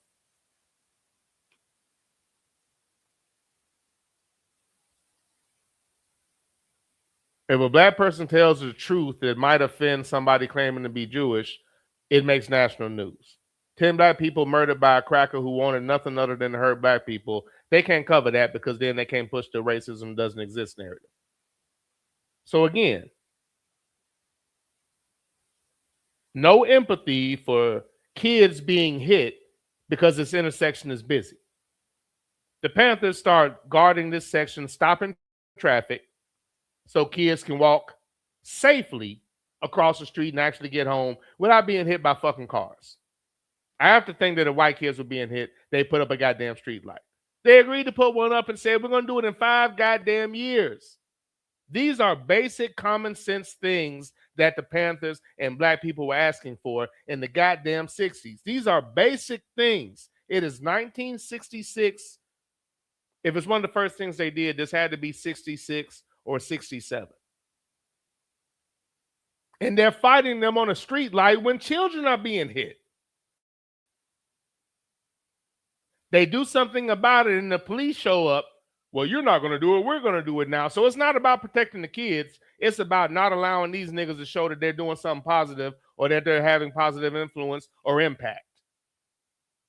A pathetic, worthless ass group of individuals. And they changed the law for being allowed to carry arms just because black people were doing it when if anybody needed that shit, it's us. It's the only thing that made those motherfuckers act right. And even then, Brother Huey P. Newton was speaking on them getting military grade type weapons. It's all a result of us not taking bullshit. And again, at what point do we attack them?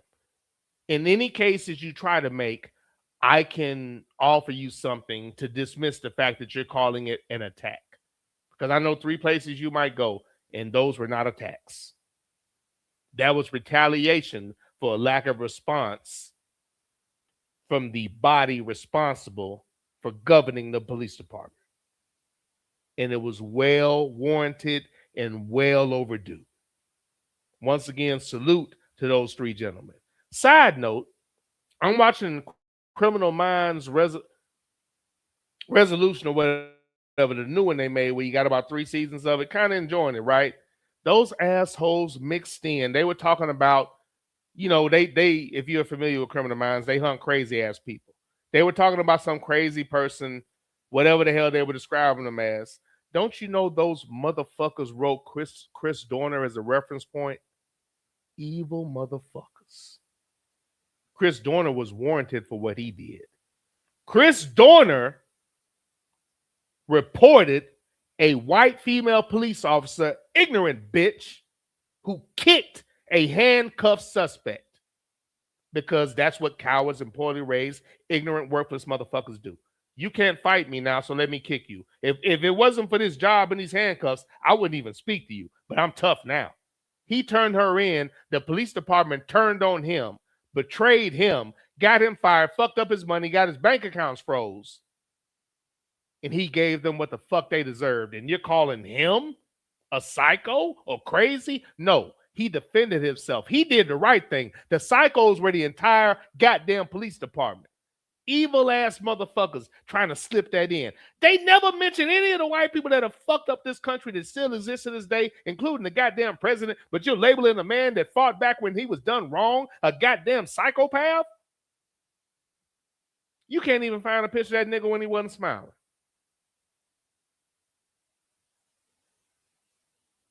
What he did was retaliation for being treated wrongly. What y'all said was, yes, this ignorant, worthless white bitch kicked this suspect, but we're okay with that. The one thing we're not okay with is you telling on the cop no matter what they do. No reform, just a bunch of worthless bastards saying, we're going to do what we're going to do, and y'all are going to say nothing. Man, you better keep something on you. Not worry about a goddamn costume. We don't cause problems. It's no different what the Black Panthers did. I'm good, just leave me alone. But all that begging for your life because somebody's having a bad day, no. Absolutely insane. I was so pissed off when they did that shit, I turned. I said, God damn it, I was trying to watch the series. Now I can't watch. Same way Law and Order always had to mention OJ. You couldn't mention one of the 3,000 white people, including the first 12 to 14. No, every president, but especially the first 14. That y'all referencing OJ when you're talking about people that murder. Go to the fucking, you know what? I'm sorry. Back to the interview. This why they can't be in charge of nothing. That is such bullshit. Such bullshit. I digress. Chris doing a reference. I said you out loud in the house by myself. I said, you motherfucker. I turned that shit off immediately. Turn the landman. I said, ain't that a bitch? That was fucked up. Brother, as a result of patrolling the police, was the Black Panther Party made a target by the police? And did you inform anybody that joined the party of the dangers that accompany being a member of the Black Panthers? Every time we would go out on the police alert patrols or surveillance patrols, that I would feel we might not come back. I felt that the police might shoot us because they were very disturbed, to say the least, about the presence of blacks with guns. And some of the works of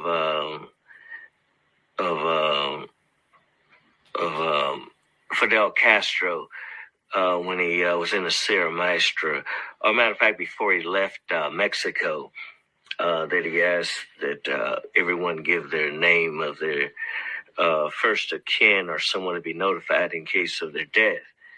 And when people had to do that in his guerrilla organization, everything became very serious.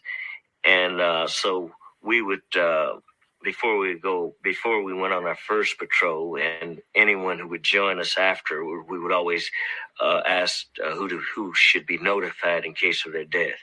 And this would make it very serious to the person.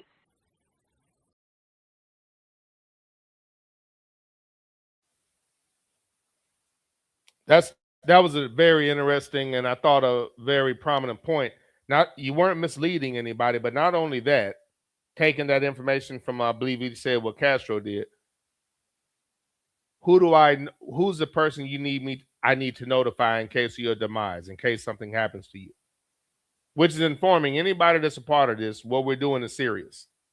We're not attacking them like they attacked us throughout the years and they're still attacking us. We're not doing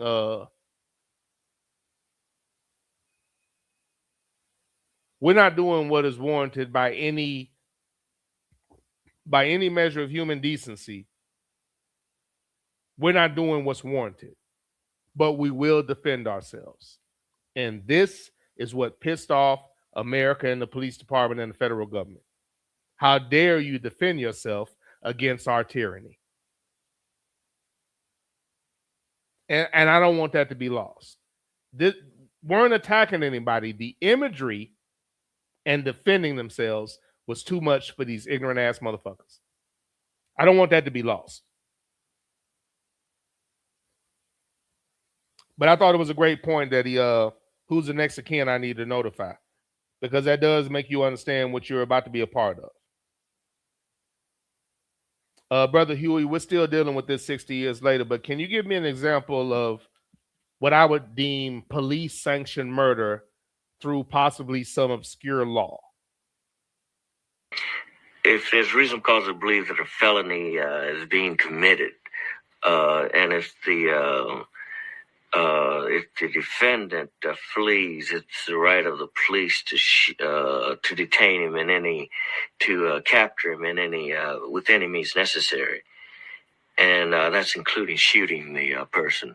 Dessa Dow was accused of tampering with a lock in the back of a store, and he was shot in the back with a shotgun in Richmond, and there was some question whether he was walking through the alley or whether he was actually trying to break into the store.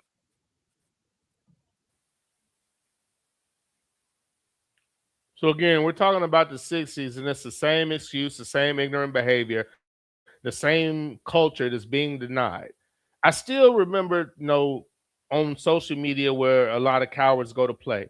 A cat that went to school with us, when I say us, I mean black people. The school wasn't all the way black then because it was a middle school, not my high school. But in the middle school, there was still enough of us where he obviously couldn't be himself. But as we're being murdered by the police, you see all these descendants of savages sanctioning what the police are doing and pretending like they don't know what they're doing and being comfortable doing it because they know for a fact so many people are like-minded. So they know they're not going to offend anybody, talking around the fact that black people are being murdered, saying things like, I support the boys in blue. I had a little back and forth with him while I, gave facts, and I think I used too many big words. I should have really dumbed it down. Perhaps they didn't understand, but I'd imagine they were just engaging in the normal American tradition of playing stupid and playing victim. But I said, you supporting this is supporting the mistreatment and murder of anybody that looks like me. And you wouldn't act like this. I didn't say this, but he would not have acted like that in school. And I'm just taken back by that behavior. I'm just not that type of individual. I wasn't raised that way. So I can't imagine. I'm not going to behave in any manner on social media that I wouldn't in person. And I know there are so many people that weren't raised properly that will act in a manner that they would never act if they were one-on-one with that person in the alley. And I just don't understand being raised like that. But I'll never forget how brazen that cat was. And I'm like, again, but the only thing that was happening was black people being murdered for no reason by the police and white people breaking their neck to defend it.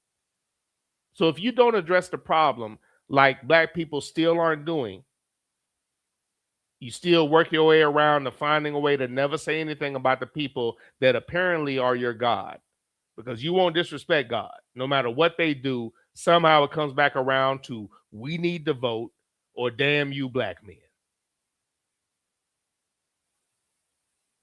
60 years of the same stupid shit. I digress.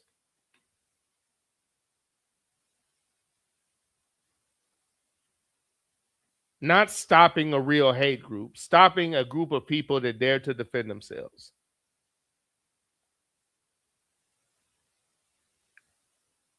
Writing laws to where a police officer can say, yeah, he was touching that back door. He's running away. He's not a threat, but I'm going to shoot him in the back with his shotgun because I enjoy this shit. And having to argue about whether that's right or wrong. And we're still doing that now.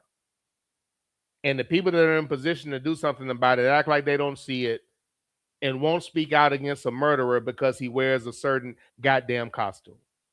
And the average dumbass, ignorant, Trump voting, sister fucking non-bathing degenerate of society spreading the disease that is their existence to this day will be more offended by my verbiage than the actions of the people we're speaking of. To quote James Baldwin, I can't believe what you say because I see what you do. Once again, this is the Underground Railroad Show hosted by your boy, That Ninja. The Black Panther Party Part 2, focusing on Huey P. Newton.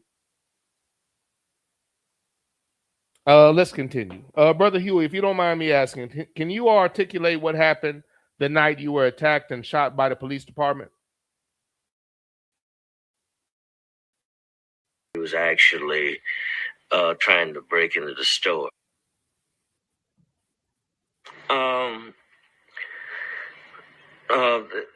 I had been to a party meeting, and after the meeting broke up, I went down on 7th Street, which was an all-night spot for food. And as I drove down, I noticed the police following me, and finally the police stopped me on 7th and I think 7th and Willow, and the police came around to my car, and there was a backup, so there were 2 police cars, and so the police, I don't know whether he followed me because he had discovered who I was, but he asked my name. I gave him my name, and he told me to get out of the car. I asked the police, was there any reasonable cause to stop me? And he just said, get out of he just repeated, get out of the car. As I got out of my car, I took my book with me. There was a passenger who also was a party member, riding in the car also. And as I started to walk, the police then told me to walk back to his car. And as I walked back to the car, I turned around and started to read the reasonable cause to stop law from my law book, Alcorn and Fricke. And the police then told me that, he had every right to stop me and to go to the car. And I continued to read, and he pulled his revolver and shot me. I was wounded in the stomach, and there was a lot of gunfire. When I was shot, I became unconscious. There was many people on the street at the time. One police officer was killed. It was finally concluded that, by my attorneys anyway, that he was killed by a shot from his back by the second police officer. The second police officer also shot. He was shot about 5 times, and the first police officer about 3 times. At the time that I was not armed, the police officer, the pathologist discovered that the police was shot by his own weapon. How did you get to?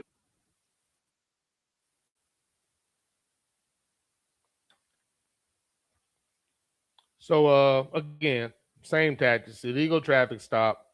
When you read the rights, they outburst, and they got all the little techniques now. Again, like the humane, decent thing to do if you weren't an ignorant, low-life, worthless, poorly raised piece of shit would be just to improve your behavior, and you could start living in this country that you claim to be America the Beautiful. But they would much rather double down on being a worthless piece of shit than just being decent. What are you mad about because somebody reading? Are the words penetrating your military grade bulletproof vest? So black people are supposed to deal with these motherfuckers pretending to be scared, yelling and screaming, acting like bitches, unnecessarily touching, always trying to do some stupid shit. But if you calmly say some shit that's actually right, you're supposed to cower.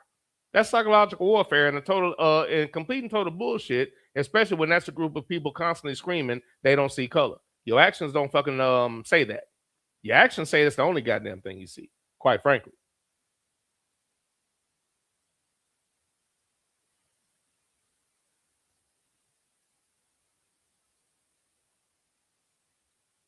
If I'm not mistaken, he was charged with shooting those police officers, but he was shot in the gut. If I remember correctly, he said he kind of passed out. So just surmising. Obviously, one police officer just letting loose shot the other one. But, you know, I'm not sure who. I mean, I'm hopeful that it's a Marvin Harrison type situation. For those that don't remember, it was basically, I'm thinking that the community had his back. I'm hoping that's what happened. If not, that was just some extreme marksmanship by who may or may not have been in the passenger side. But all of those shots had to come from somewhere. One cop did shoot another one, but the other one caught something from some damn well. Point being that, and I remember when this happened because it's the same thing it always is. You know, people just repeating whatever the fucking media says. But the bitch ass Florida network ran a story on Marvin Harrison where he went back and fixed up his old community, and he used to take his son there. And they were on air criticizing him for going back to his neighborhood because as white people, they didn't understand how ignorant it sounded to say, how dare you go back and be around people that you grew up around? Because we think they're animals. You should think they're animals. You should be happy you're around us. They criticize him for building up his old neighborhood. Let me say that again. They did an entire article about it and a story about it. And those white reporters, probably growing up in privilege, criticized somebody who came out of that neighborhood, made well, and he dared to go back and fix it up because that obviously upsets them. They were saying that openly like it was common sense because amongst themselves, that type of ignorance is acceptable.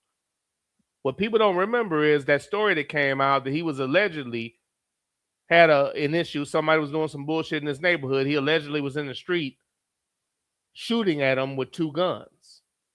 And it's the same old thing when the article came out, black people, oh, he's done, seemingly happy that something bad happens to a black person. I don't have that disease. Luckily for me, I wasn't raised poorly like so many of us are that really take pride in any time something bad happens to a black person. Can't wait to celebrate it. I'm not fucked up like that. I celebrate other people getting having bad times. Say what you want about that. I really don't give a shit. But point being that the police couldn't get him. You know why? Because he went back and built his neighborhood up and the neighborhood had his back. What if the people that had helped out the have-nots and the have-nots had their back? These motherfuckers would be obsolete. He was an example of what to do. I tell you something else he did. He never talked to the media either. They couldn't run any clips and try to edit some things together. He never talked to them. He fixed up his old neighborhood. The neighborhood had his back. And the one person that I think was going to say something mysteriously got shot, if I remember correctly. Nothing happened to Marvin Harrison. The media went after him, tried to run a story into the ground. Nothing happened because nobody in the neighborhood talked. And I remember talking about that at length because it was an example of how you should be. That was the blueprint that should have been followed. That's one of the most impressive things Marvin Harrison ever did, if you ask me.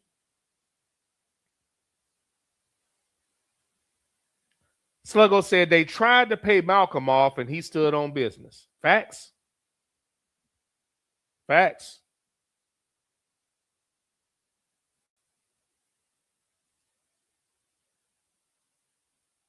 Mac Feezy telling Sluggo to preach.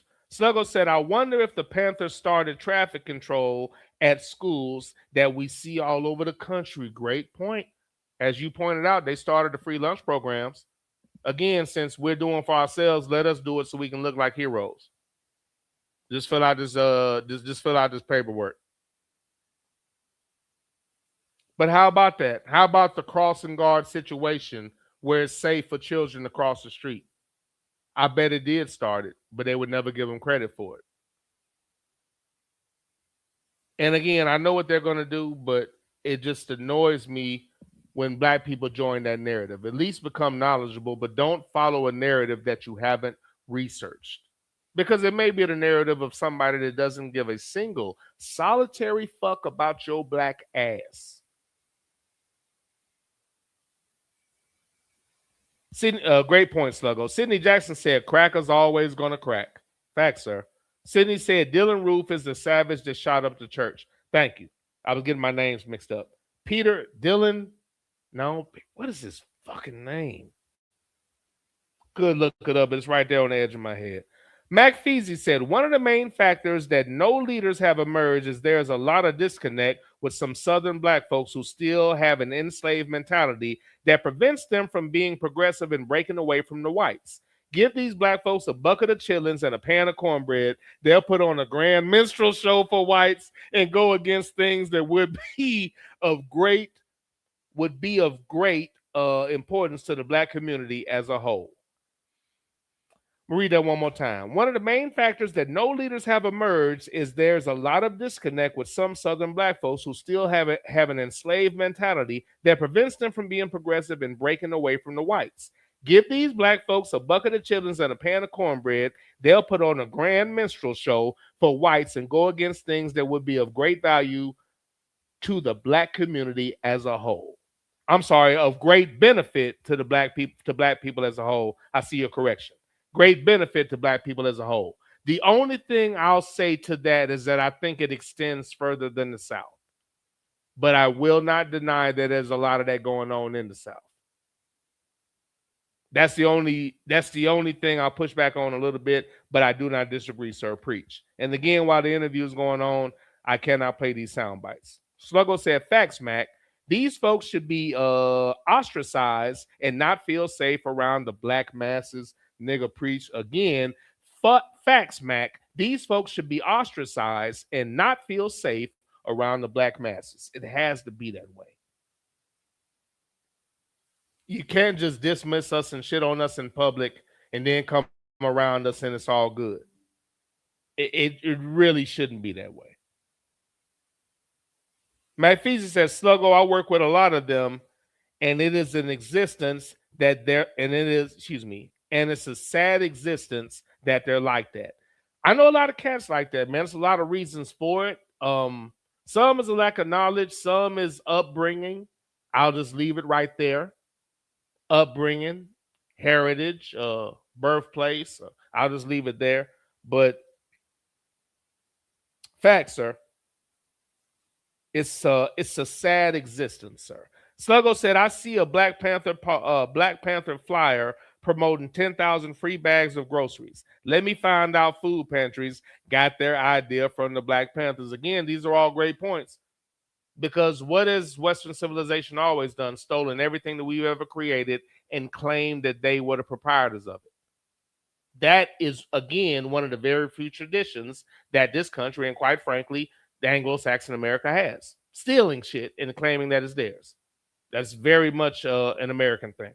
Extremely, very much an American thing. No exaggeration there. History backs that up with irrefutable fact.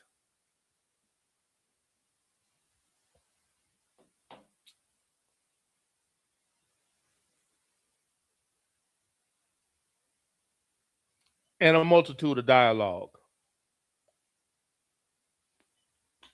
Both written and audio.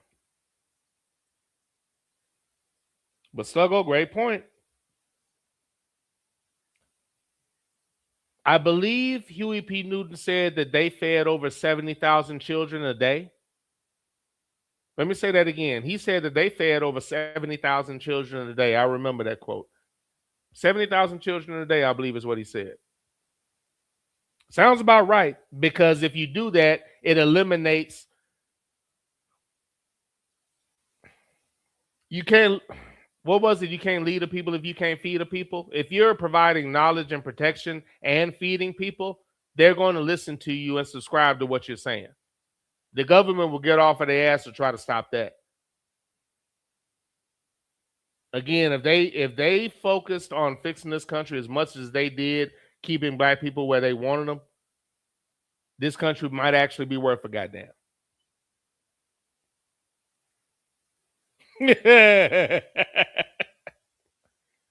70,000, sir. I can go back and play that clip. I don't think I'm mistaken about that quote. If you consider all the places that they had offices and where they set up the food programs that Bobby Seale talked about, he said they fed over 70,000 a day.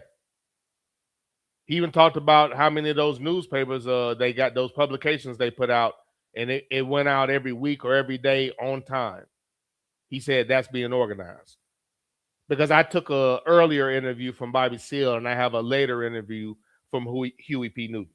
But let's continue. We're almost at the conclusion of this interview. Brother Huey, after being shot by the police, I'm just curious. We hear stories about. I saw a picture of Malcolm X being carried out on a gurney with white police leading. I can't imagine they were in a hurry, and I can't imagine they gave a fuck. We hear stories of Dr. King being choked by police and or doctors in the hospital that he was in, because again, in a hospital ran by white people, when you're a black leader, it's a combination for disaster. But again, we can go back to Marcus Garvey trying to give us our own shit. Every time we try to do that, they want to get rid of it. They want to control what's going on. You really need to know the history. But let me just continue. Considering all of these things that we've heard, were you mistreated at the hospital, or was there any abuse on the part of the hospital staff? How did you get to My next recollection was or my conscious was that the police were beating me on the gurney, that the doctors were preparing me for surgery. Matter of fact, I became one of my hands was the nerves were gone, and in my left hand, and the police were spitting on me and so forth. There was a picture taken by some of the reporters who barged into the emergency room, and the police beat the reporters also. But one reporter got away with one picture that showed that I was shackled on the gurney, and while the police said they beat me because I was struggling with them.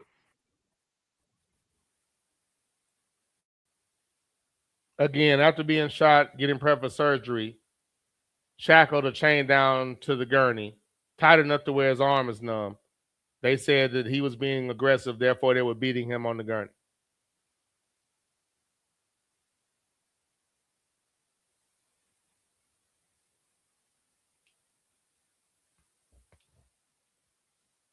And I think it's notable that this is after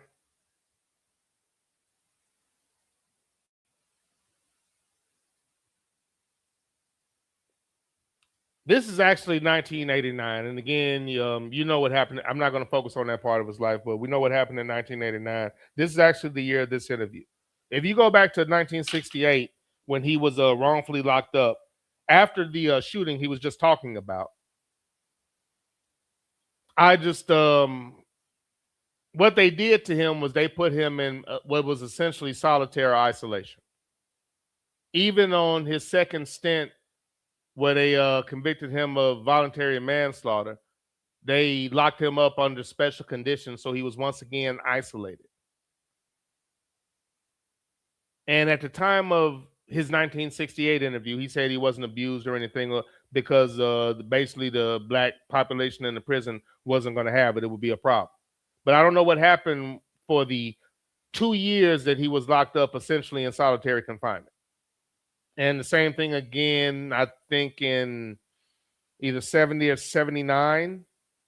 I want to address the alleged fraudulent fund misappropriation of funds, which I think is just the government on some bullshit. But Every time he was in custody, he was abused and not allowed to be around the populace because of allegedly them being worried about his influence.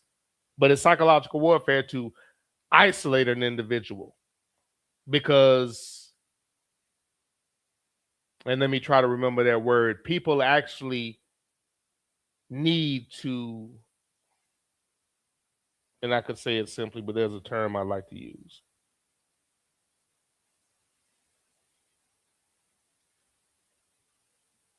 You actually need to be around and communicate with human beings. You'll literally go crazy if you're isolated, and they were purposely attempting to, under the guise of safety for the prison or safety for themselves, they were attempting to torture him mentally by isolating him in that manner.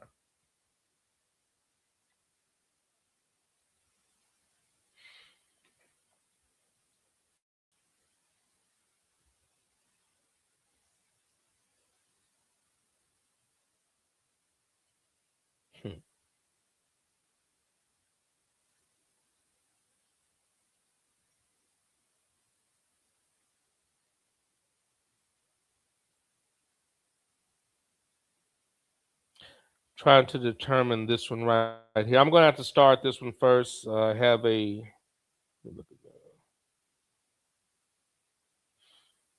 I believe this is a further comment about the abuse from the police department. Let me make sure. I was held for murder in the first degree. I was shipped to not to the county jail, but to San Quentin.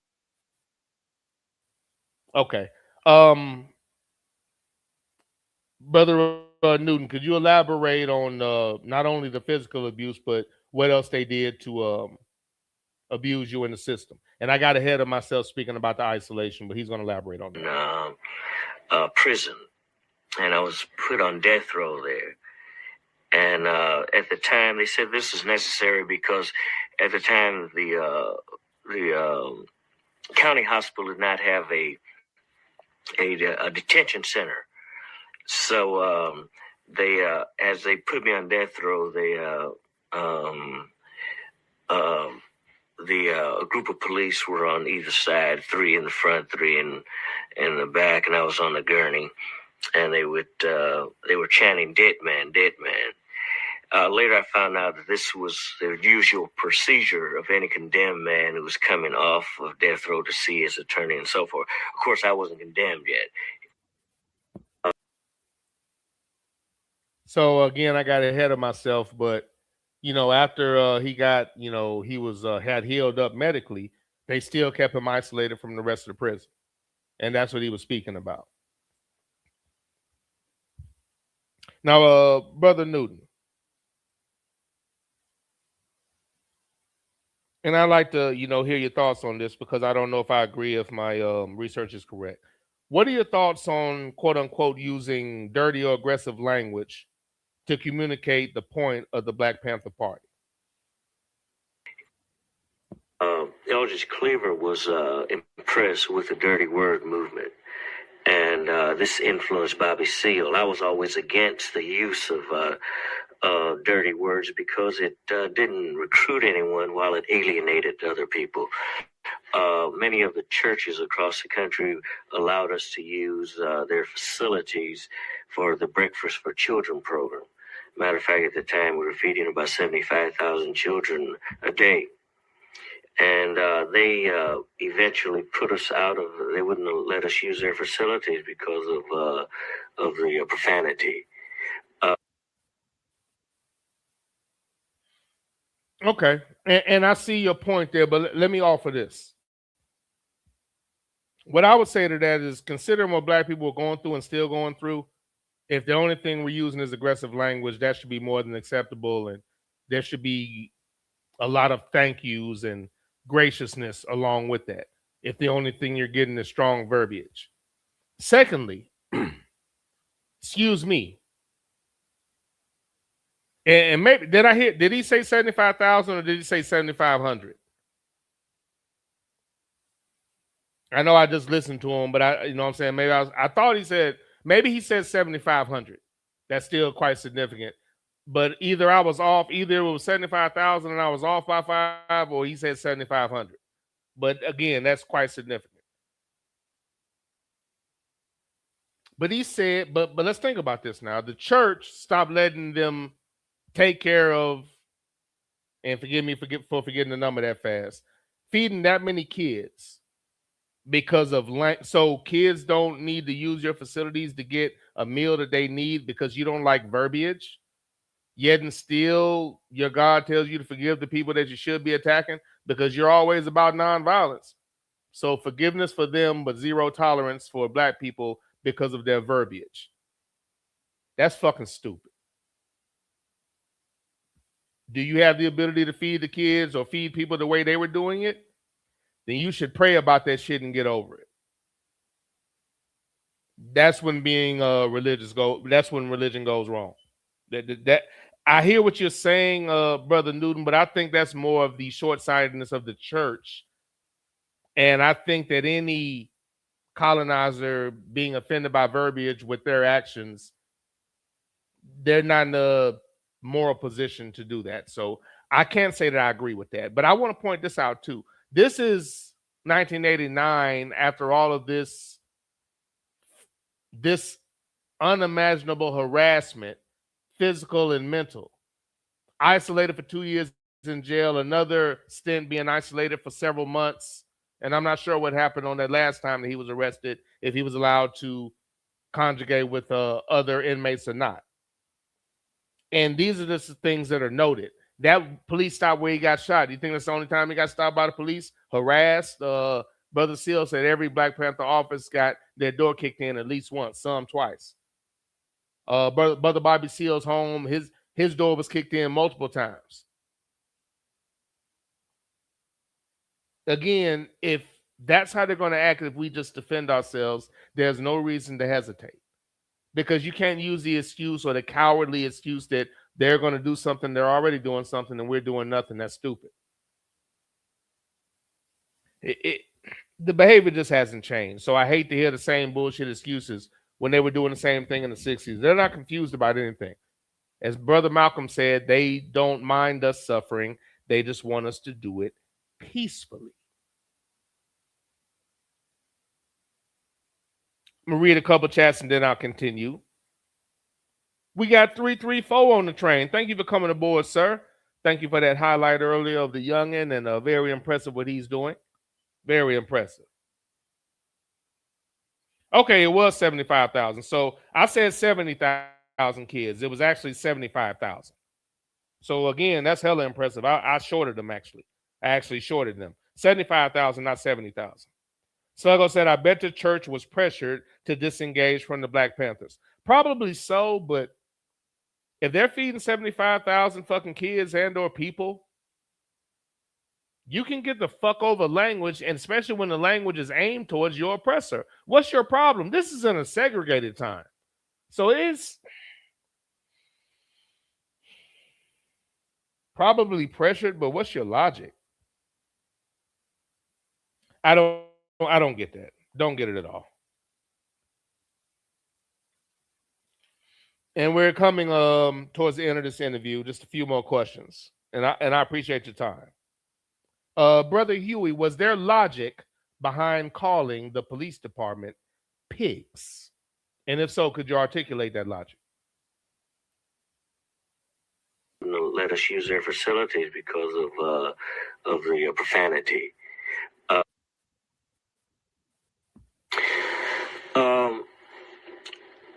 We started to use the symbol of a pig to identify the police. I don't know who first presented that symbol, but I knew that images had to be changed. Most of my young life, I was a student, and I know sociologically that words, the power of the words stigmatize people, and we felt that the police needed a label other than that fear image that they carried in the community.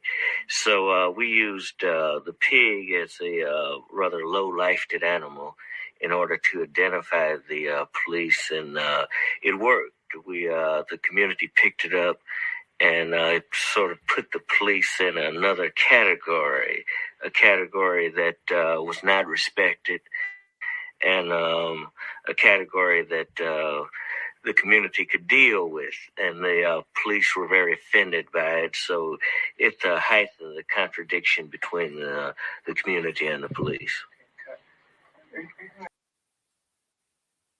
And I think it's important to note, Brother Newton, that you're talking about the power of verbiage, and the media in America uses this all the time, and that's why it's important that, you'll get the exasperation and the dismissal of black guys wearing black always being negative, white being associated with something angelic. And again, if you study the history of white people, that doesn't go together. And again, I know that, telling the truth about history apparently is an attack on them, but actually attacking us is just a misunderstanding, and we should act appropriately. But that's fine, because that's an American tradition. But if you're actually studying history, that shit doesn't go together. That's why I will not use that term, Clorox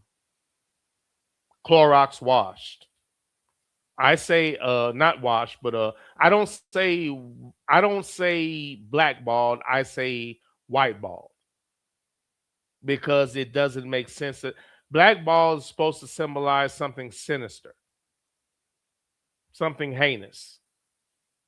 It doesn't. It makes, if I'm trying to use words that actually articulate my point, I'm not going to say blackball. That's why I always say whiteball, because it doesn't make sense to say blackball.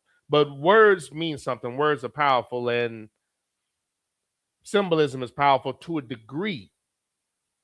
So I think that taking power away from them and calling them, I was impressed by the fact that there was strategy behind it, and I understand the strategy, because verbiage means something, and it's used as a weapon often. And if you're able to articulate yourself and use the English language in an articulate way, it opens different doors and opportunities for you. So language means something, and your ability to articulate said language means something. So great point. Great point.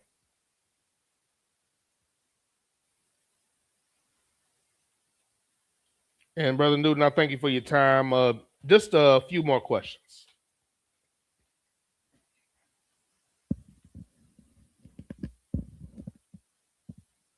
And again, the other thing I wanted to make sure I pointed out is that these opinions that he's giving now, including that last one that I didn't agree with, and I just stated why. This is, again, after a lifetime of being beat up by the U.S. government and white America, and some of his own people, which I'm sure was quite disheartening. But Brother Newton, can you tell me about any points of contention within the party that may have led to the dissolution and the effectiveness of the Black Panther Party? Because I was against the use of the dirty words. Also, this was about '69. I was also against. I was for getting rid of all the arms and just concentrate upon building local political institutions and participating in candidates for city council and so forth.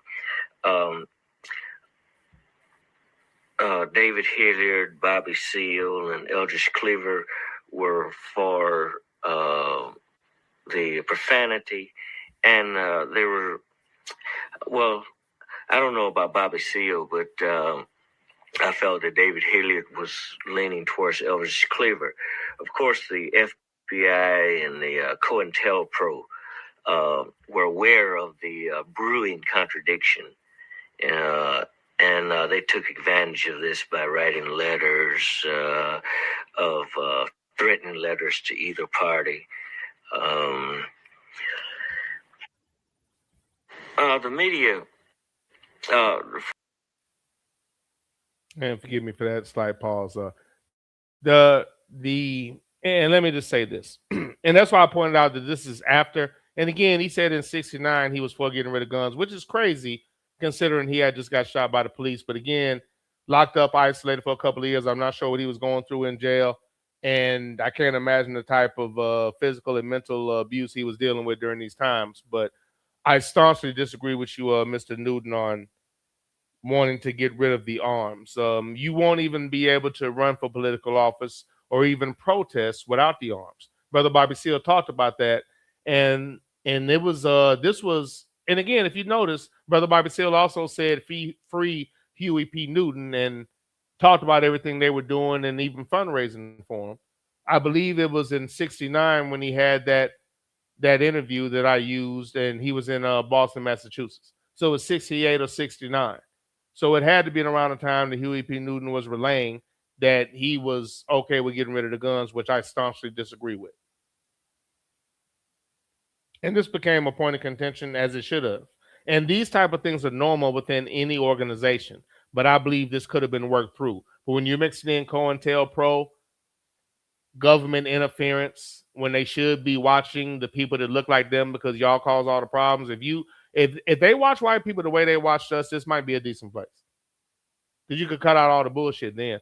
Obviously, we're not going to get at y'all. It would be done already. Y'all should really relax. But they don't even want us to have knowledge of self, basic dignity. We can't even have our areas and build them up without some kind of, they go out of their way to make it difficult and or label it a certain way because we're supposed to do it in a way that makes them comfortable. Jewish people don't function in a way that makes German people happy. And I only say that because for some strange reason, it's almost like I have to associate us with another group of people to put it in perspective, because the psychological warfare and slow IV drip of mental warfare that we deal with has so many of us confused.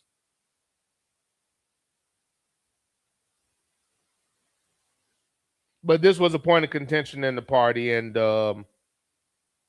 I see why. And I staunchly disagree with Brother Newton on that. Just to elaborate the point about the media, because those are the first two words that he said.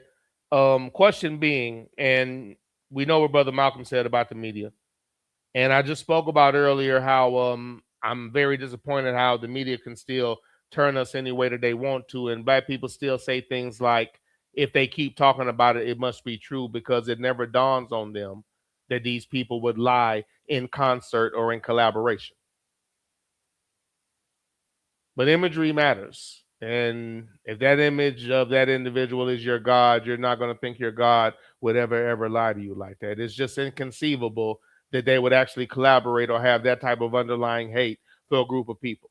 And it's nothing that they have meetings about.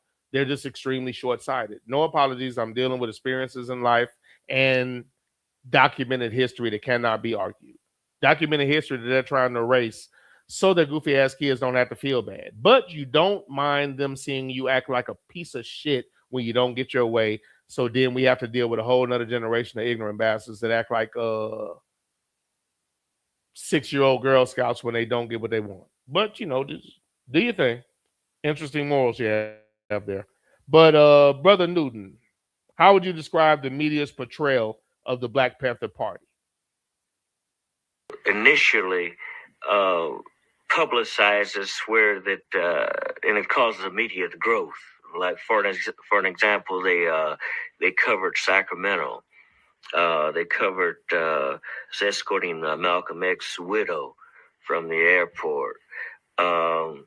While they reported the sensational parts of our movement, they neglected the community programs that were really the basis of our whole organization. They neglected reporting the development of our political our ability to politicize the community. Also, the party grew much too rapidly. Because many of the young people were very enthusiastic about the guns and about the berets, but they knew little about the community programs that were really our reason for existing. Now, some of what Bobby Seale said kind of flies in the face of that, but obviously I respect your opinion on that. Now, obviously, again, the media's portrayal was never to really talk about the 75,000 people they were feeding a day, not to talk about the preventive health care that America didn't care to give black people, not to talk about apparently influencing and or starting crossing guards so kids don't get fucking hit and killed by non-driving motherfuckers. And if you listen to the show, you know I talk often about how the lighter hue, to quote Ali Sadiq, are terrible in school zones. Now, there are some kids that don't pay attention, but when I tell you when it comes to grown people, the lighter hue are the worst in school zones. The privilege doesn't allow them to slow down. They actually refuse to slow down for that quarter of a mile because they have somewhere to go. I almost can't count how many times I've almost seen them run over the crossing guard because they're not paying attention, either speeding, on their phone, or just deciding they want to keep going anyway. I watched two different Anglo-Saxons almost hit an Anglo-Saxon crossing guard in the rain because they were both speeding and not paying attention. And I watched that crossing guard rightfully cuss both of them out. They're the worst in school zones. I'm sorry, I drive all the time. I digress, but again, they don't talk about any of those things. Food pantries, they don't talk about any of these things, the influence and what they were doing. And again, they won't do it out of human decency, but before I allow this group to feed you and influence you, I'll give you a watered down version of what they're doing with absolutely no soul and knowledge attached to it. But this is America. I tell you what, let's get off of that because those last two questions are depressing me. Only two more questions, Brother Huey, and I appreciate the time. Could you explain to me, or in your own words, which is a dumb thing to say, but could you explain to me who Bobby Hutton was? A reason for existing. Bobby Hutton was the first member of the Black Panther Party. He was recruited at the North Oakland Service Center in October '66. I believe he was 15 at the time. He was our first recruit, and we made him treasurer. And he was like my little brother that I never had. And he was the inspiration of the party because the party was very youth oriented. And while he worked at the North Oakland Service Center, we tutored him and politicized him. And until he was killed, that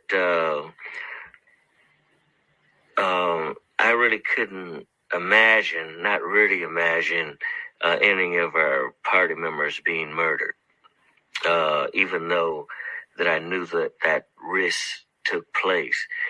I was in the county jail at the time of his murder. This was the day that Martin Luther King was assassinated. And after he was killed, then it was like that. I felt that anyone in the party, I felt the party vulnerable. So he was very loved as a youth in the party and as our first member. Well, as we all know, Bobby Hutton murdered on the day Dr. King was killed. And that's the scene I talked about in that movie Panther that the whites had influence on, and they talked around and white-splained and tried to offer rationale for the behavior of the savages in the movie.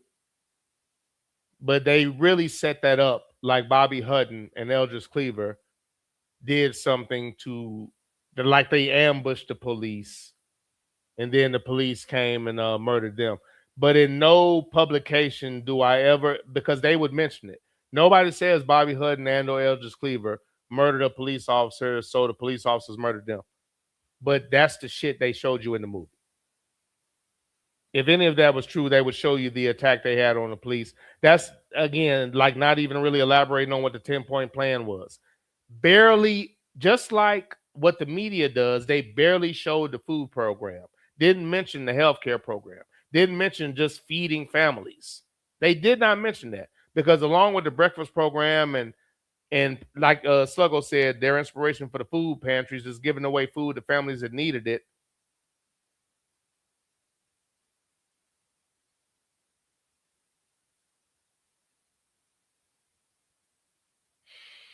It's just a shame that groups that try to advance us and do what needed to be done for us. I don't want to hear all this stupid shit about why does this group do this and this group do that and we can't do it, because those other groups aren't hated by the goddamn country. That's why. And if you continue to refuse to acknowledge that, we can't fix the problem. When you refuse to look out, you can't fix the problem if you won't acknowledge the goddamn problem.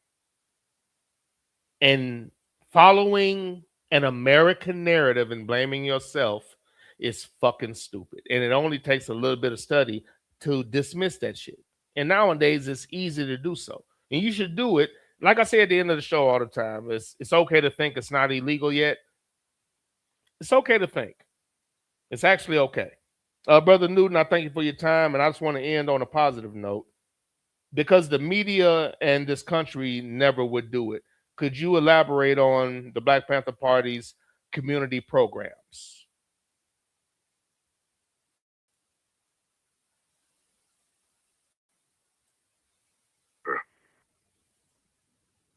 Well, the food program and the escorting the elderly to the to pick up their checks so they weren't mugged, giving care to them was the basis of our program. Our 10-point program was aimed at creating institutions in the community that really serve the community. And so these were alternative institutions that served, while those institutions that were supposed to answer most of the desires of the people in the community did not do it. So the food program, the housing program was to answer really the need of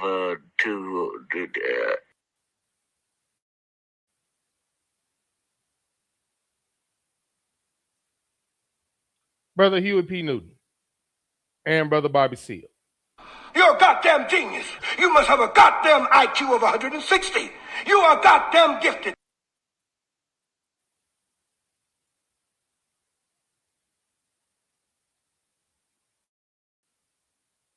Interesting. Excuse me as I'm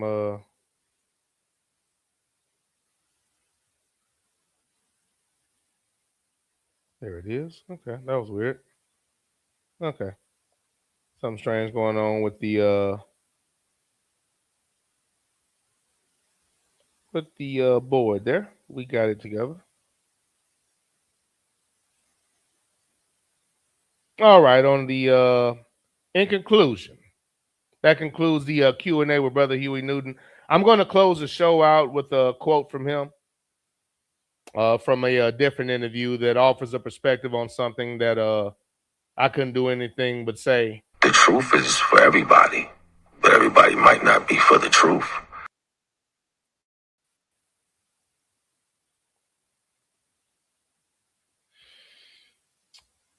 To the American government and the police departments across these United States that harassed black people, period, and the Black Panther Party.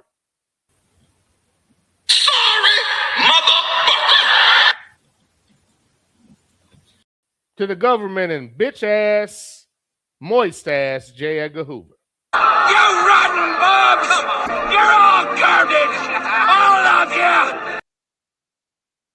To the lack of history concerning the Panthers and what they actually accomplished, what they actually did, and the pride we should have felt in it, and the experience we should have had if you did not attack them and dismantle them strictly based on your ignorance, poor upbringing, lack of bathing, and strange desire to not use a wash rag. You're robbing us, you son of a bitch. You're robbing us, you son of a bitch.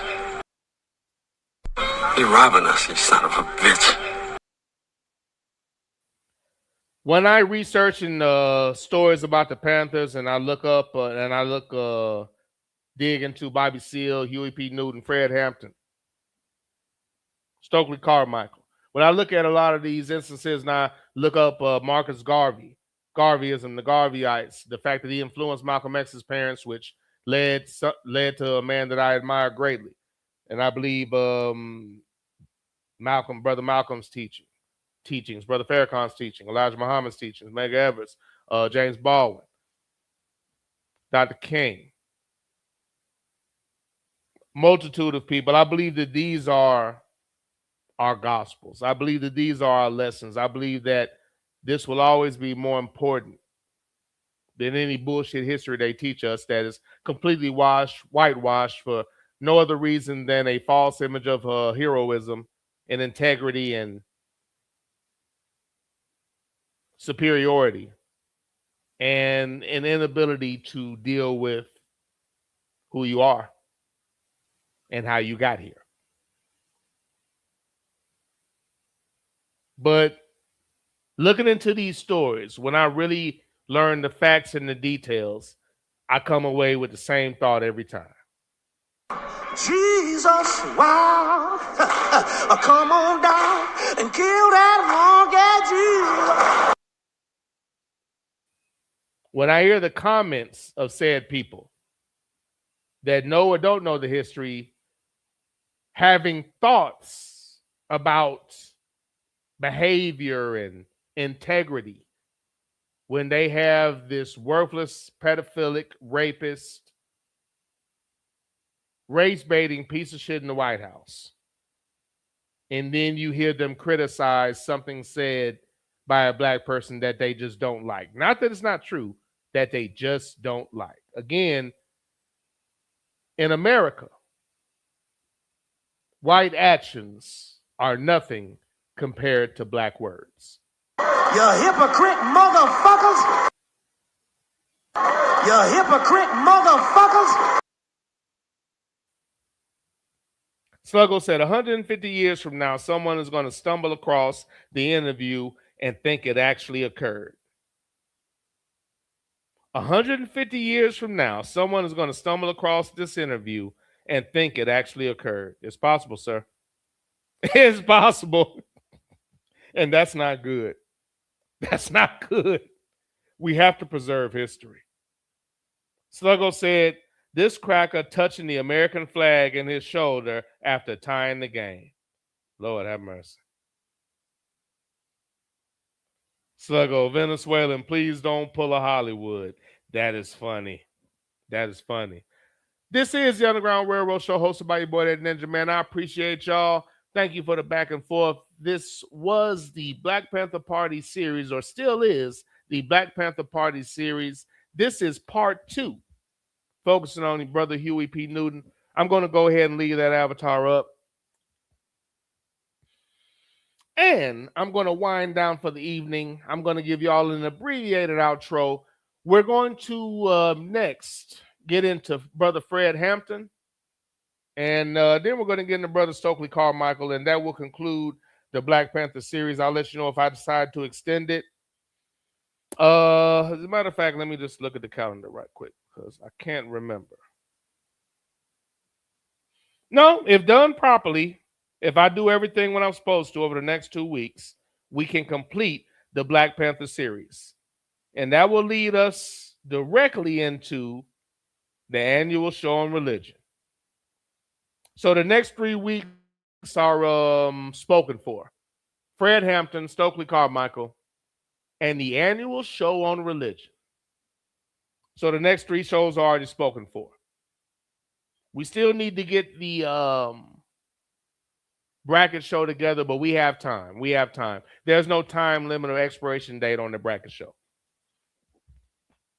We're going to check chat one more time. We're going to leave with words from Brother Huey P. Newton in 1968 when he was actually being interviewed while incarcerated for the alleged shooting and or murder of the shooting of one police officer and the murder of another.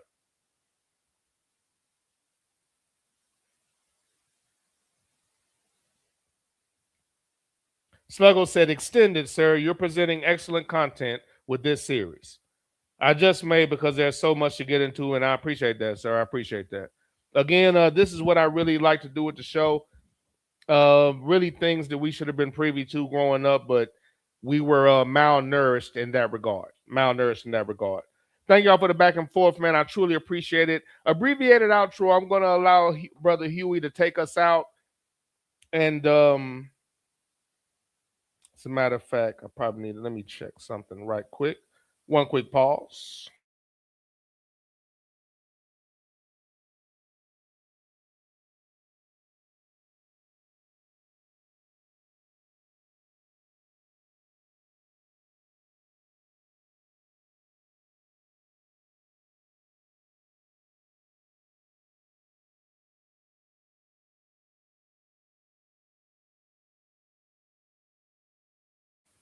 Just making sure that that's queued up. Again, thank you for the back and forth. Again, I feel like myself and us as a people were cheated. Just any of the multiple, if Marcus Garvey was left to his own devices, if all of the innovative ancestors, like the ones that built Black Wall Street, were left to their own devices, if Brother Malcolm was left to his own devices, if Dr. King was left to his own devices, if the Black Panther Party were left to their own devices, if the Not Fucking Around Coalition were left to their own devices, I think that all of these organizations, these movements, would have truly furthered the advancement of Black people, unlike the government-sanctioned NAACP that doesn't do anything that's not approved by white America, and that is fucking crazy. Once again, I promise Jewish people don't make decisions. Alleged Jewish people don't make decisions based on what German people think. And that is 100% the situation that we're in. But the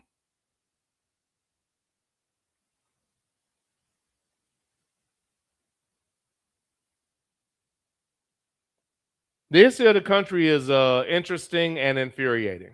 And to quote James Baldwin, to be a Black man and to be fairly conscious or self-aware is to be in a rage almost all the time. Truly appreciate y'all coming aboard. Thank you for the back and forth. I consider said back and forth to be therapeutic, which makes all of you my de facto therapists. And as always, ladies and gentlemen, I thank you for the session. Before I get out the door, R.I.P. DT. Pops taught me to think of all I speak, but do not speak all I think.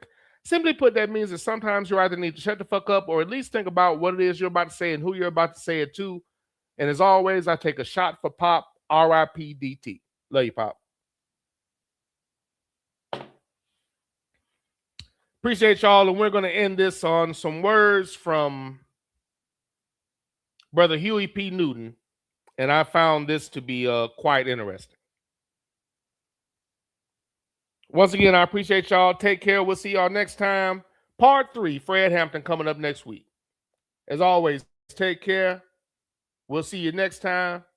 And be easy.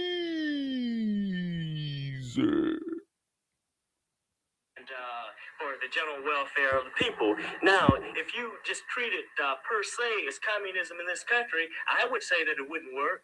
I would say until you get rid of racism, racism is a psychological thing that stems all the way back to England.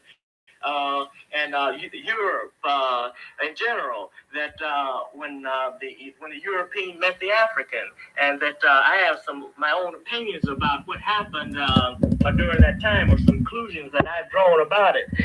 For instance, I think it goes so deeply psychologically as the difference in the culture of the European, the difference in the culture of the African, and particularly in how the European worship. For instance, the European had this one God that he said he find it all good, and he was created in the image of this God, and of course God can do no wrong, and that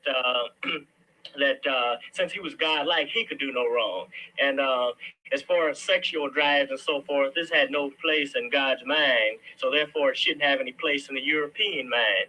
And because the Europeans started to be sick then, because this was a big deviation from the human nature, sex drives. So he was looking for witches and everything else to blame his own human nature on. And he couldn't fall beneath the grace of God, so he would say that, no, I'm not causing this within myself, so someone else must be. Then you have to contact with the African, who always had a God that was we call it dualism.